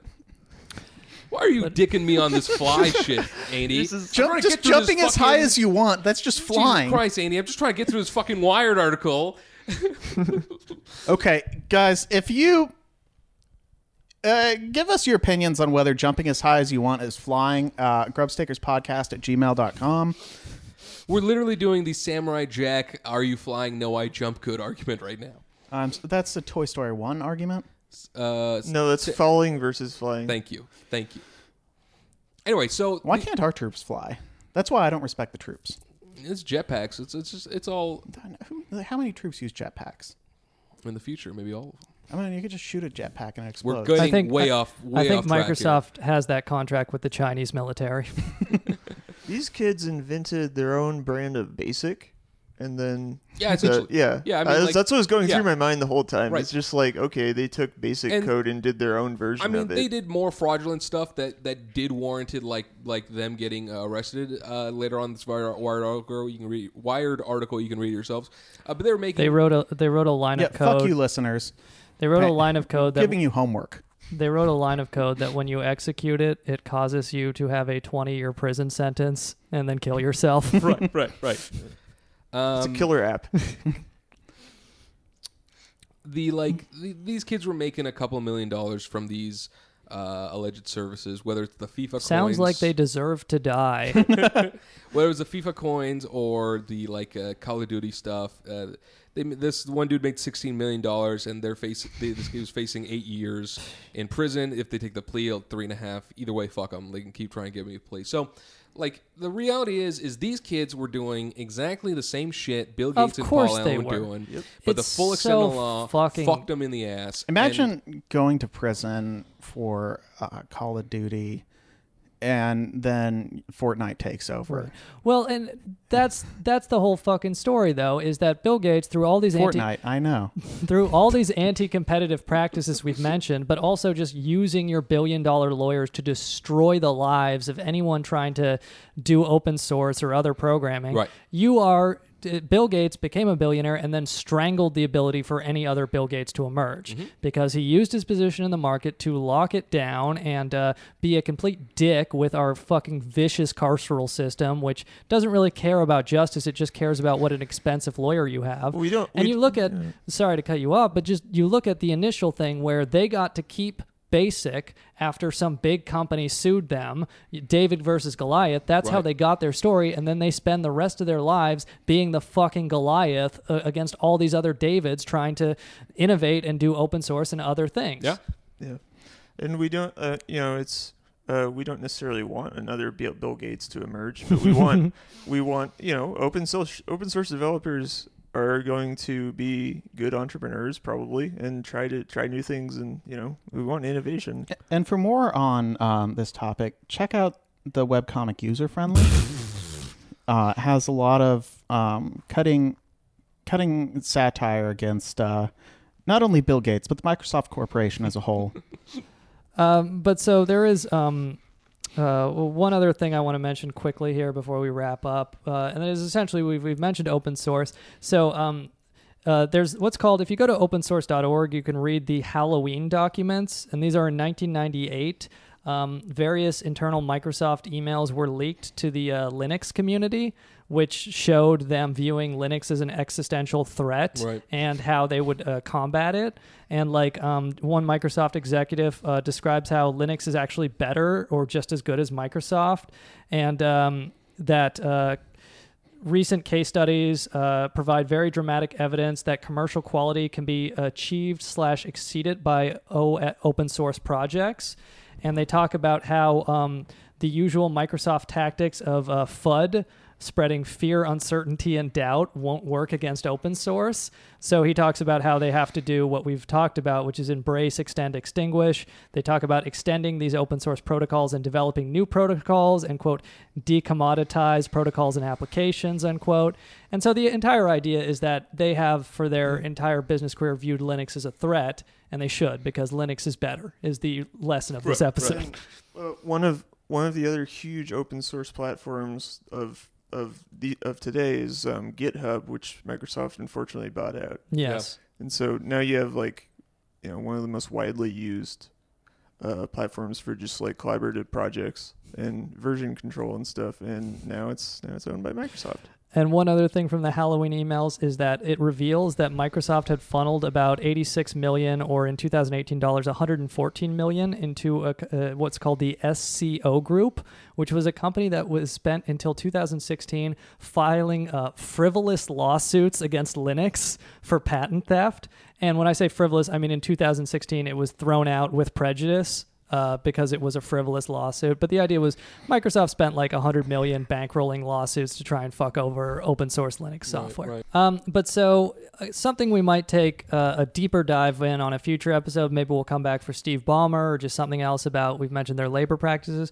But another thing is a major part of Microsoft business has been Well, if you look at the Snowden leaks, they're like one of the most enthusiastic cooperators. They signed that consent decree. But so just as an example, and you can go through all these different examples, but just one from The Guardian. Well, I'm glad that they'll finally get taken down for their monopolistic practices. So Microsoft was participating in the PRISM data collection thing that the NSA was doing. And just from The Guardian, after Microsoft bought Skype, the NSA tripled the amount of Skype video calls being collected through PRISM. Oh, wow. So, and, we mentioned just in April, Microsoft got busted for working on these facial recognition technology research papers with a university funded by the Chinese military, essentially doing a joint venture with the Chinese military to do these facial recognition stuff and, having multi-million-dollar contracts with ICE. Well, ICE is, terrorizing immigrant communities and deporting people. I remember one of our friends who used to work at Microsoft. He worked on Link, which was, as you all know, their classic inter-office chat program. But he said that he was there right when they bought Skype. And he was like a programmer, so he was like looking at the source code and everything. He's like, "Oh man, Skype! It's got this stuff that, I can't go into it." But he was just like this, just realizing that, looking back, it's like, oh, he was probably seeing the NSA code, right, that he just couldn't talk about, and he's like super, as we know, he was at the time pretty libertarian, and listens to the show. So shout out to that guy whose name I probably can't say. It's because I don't want to blow up his spot. Speaking of people whose names we can't say, Sean, you got some stuff? Right. So we do want to shout out all Microsoft employees who listen to this show, and we're sorry that it's about to get banned from Microsoft servers. So you're going to have to start downloading it and then bringing it into work on your phone. I'm sorry you have to go to Redmond. But just like an interesting thing is Microsoft has really embraced, what do you want to call it, woke corporate identity politics. We're cool now. Yeah. And, of course, the irony is this company that's helping, China put 1 million Uyghurs in camps and ICE deport people, the NSA do PRISM spying. Every time you say that, I'm like, I don't think you can say that word anymore. But there's an all-hands meeting with a Microsoft executive vice president recently where he talked about how eye-opening it had been for him to read Kimberly Crenshaw, which is a critical race theorist, and how much intersectionality means to him. And just like this kind of stuff where it's like, I don't really want to get into the debate of if, let's say, identity politics, whatever you want to mean by that, can be incorporated into socialism. But in the corporate context, it is so toothless and antithetical because the entire part of it creates this environment of, let's say, schisms between labor where you're like, Microsoft will send these internal emails about like checking your privilege and, being called out, not getting sensitive about it. And it's just like, well, it does have the very interesting effects of, one, making them look like a good corporate... Personally, I think that Microsoft should call in. It has the effect of making them look like a good corporate actor on the one hand, but the other thing is it creates divisions within labor, where it's, the labor pool, where it's like, if people who call you out, like people, it creates... People who drive their private buses should, if they're white males, they should recognize their privilege. Basically. All these fucking temp contractors they have making like less than or $15 an hour, Washington State minimum wage now. The people who serve them coffees and get spit on should recognize their privilege. Right. But it creates this idea where it's like, it creates incentive for employees to spy on and report on each other, where it's like you're kind of violating, whatever, let's say liberal identity politics, or you're talking in this way when you shouldn't be. And it just creates like, it has the very pervasive effect of creating a culture of spying, which is actually really good for a labor management dispute because you can create labor fissures where people are like, say half the company is white, half the company is non-white. You can say, hey, there's like a privilege division here. You shouldn't think of yourselves as all employees. You should think of, there's a progressive stack here. And then even some of the managers will be less privileged than the employees, and it's very Or if you're critical of the board, and Right. the board happens to now be more racially and ethnically Yes. diverse, Why then can't you listen cannot to- criticize them. Right. Also, they bought out Progressive Stack. It's a Microsoft asset now.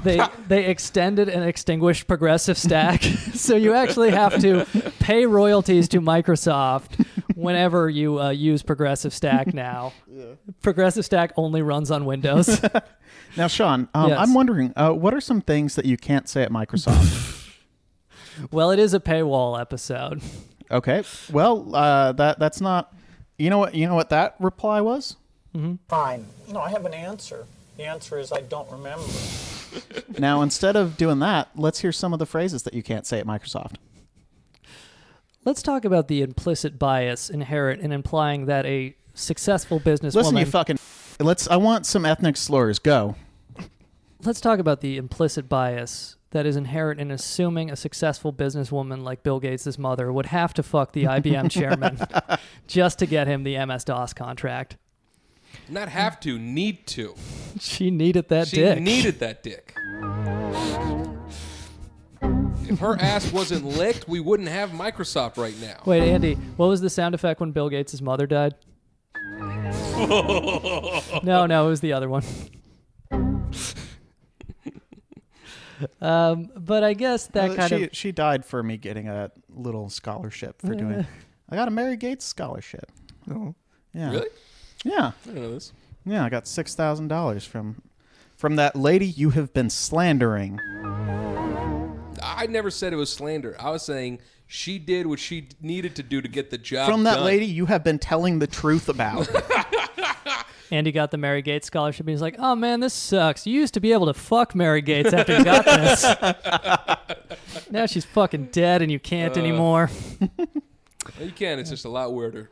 But so I guess that kind of closes out our the three-parter on Bill Gates. But email us, grubstakerspodcast@gmail.com. Of course, there's so much to do with Microsoft, such a huge company. Recently, actually, an interesting story. They said that you do not own stuff you buy online at the Microsoft store, which is kind of an interesting legal precedent. You know, you buy music on, say, iTunes or PlayStation Network or whatever. And Microsoft is saying, actually, if you buy our shit, you don't own it, and we can take it away from you. They did that with all their ebooks recently. Yes. So, you know, there's a lot of stuff going on, and hopefully we'll get back to that in future. I would recommend, for follow-up on the Bill and Melinda Gates Foundation, I do want to shout out the Citations Needed episode, because it does kind of go through what a fake philanthropy effort that is. And, how much Bill Gates has all this ill-gotten monopoly man money, and he launders his charity through these media outlets that he funds, when in reality, he gets richer every year, and he's $100 billion net worth, richest man on earth, who does not seem to be giving his money away fast enough. Dog, if they're paying money to hear us right now, they've already heard that podcast. Yeah. I would describe his charity efforts as vaporware. But thank you for listening, and we'll be back next week. Hit us up. I will say, when we started this podcast, we might have been the explorer of podcasts, but now we're the edge of podcasts. And I just want to say that it has been an honor and a delight creating this proprietary, whatever. Cut this. Looking forward to get sued. And with that, I'm Yogi Polywall. We'll be shutting this podcast down after Mozilla releases their podcast. I'm Andy Palmer. Steve Jeffries. I'm Sean McCarthy. Good night. Thanks for listening. Thanks you for supporting our Patreon. PBS, the propaganda wing of Bill and Melinda Gates, and viewers like you.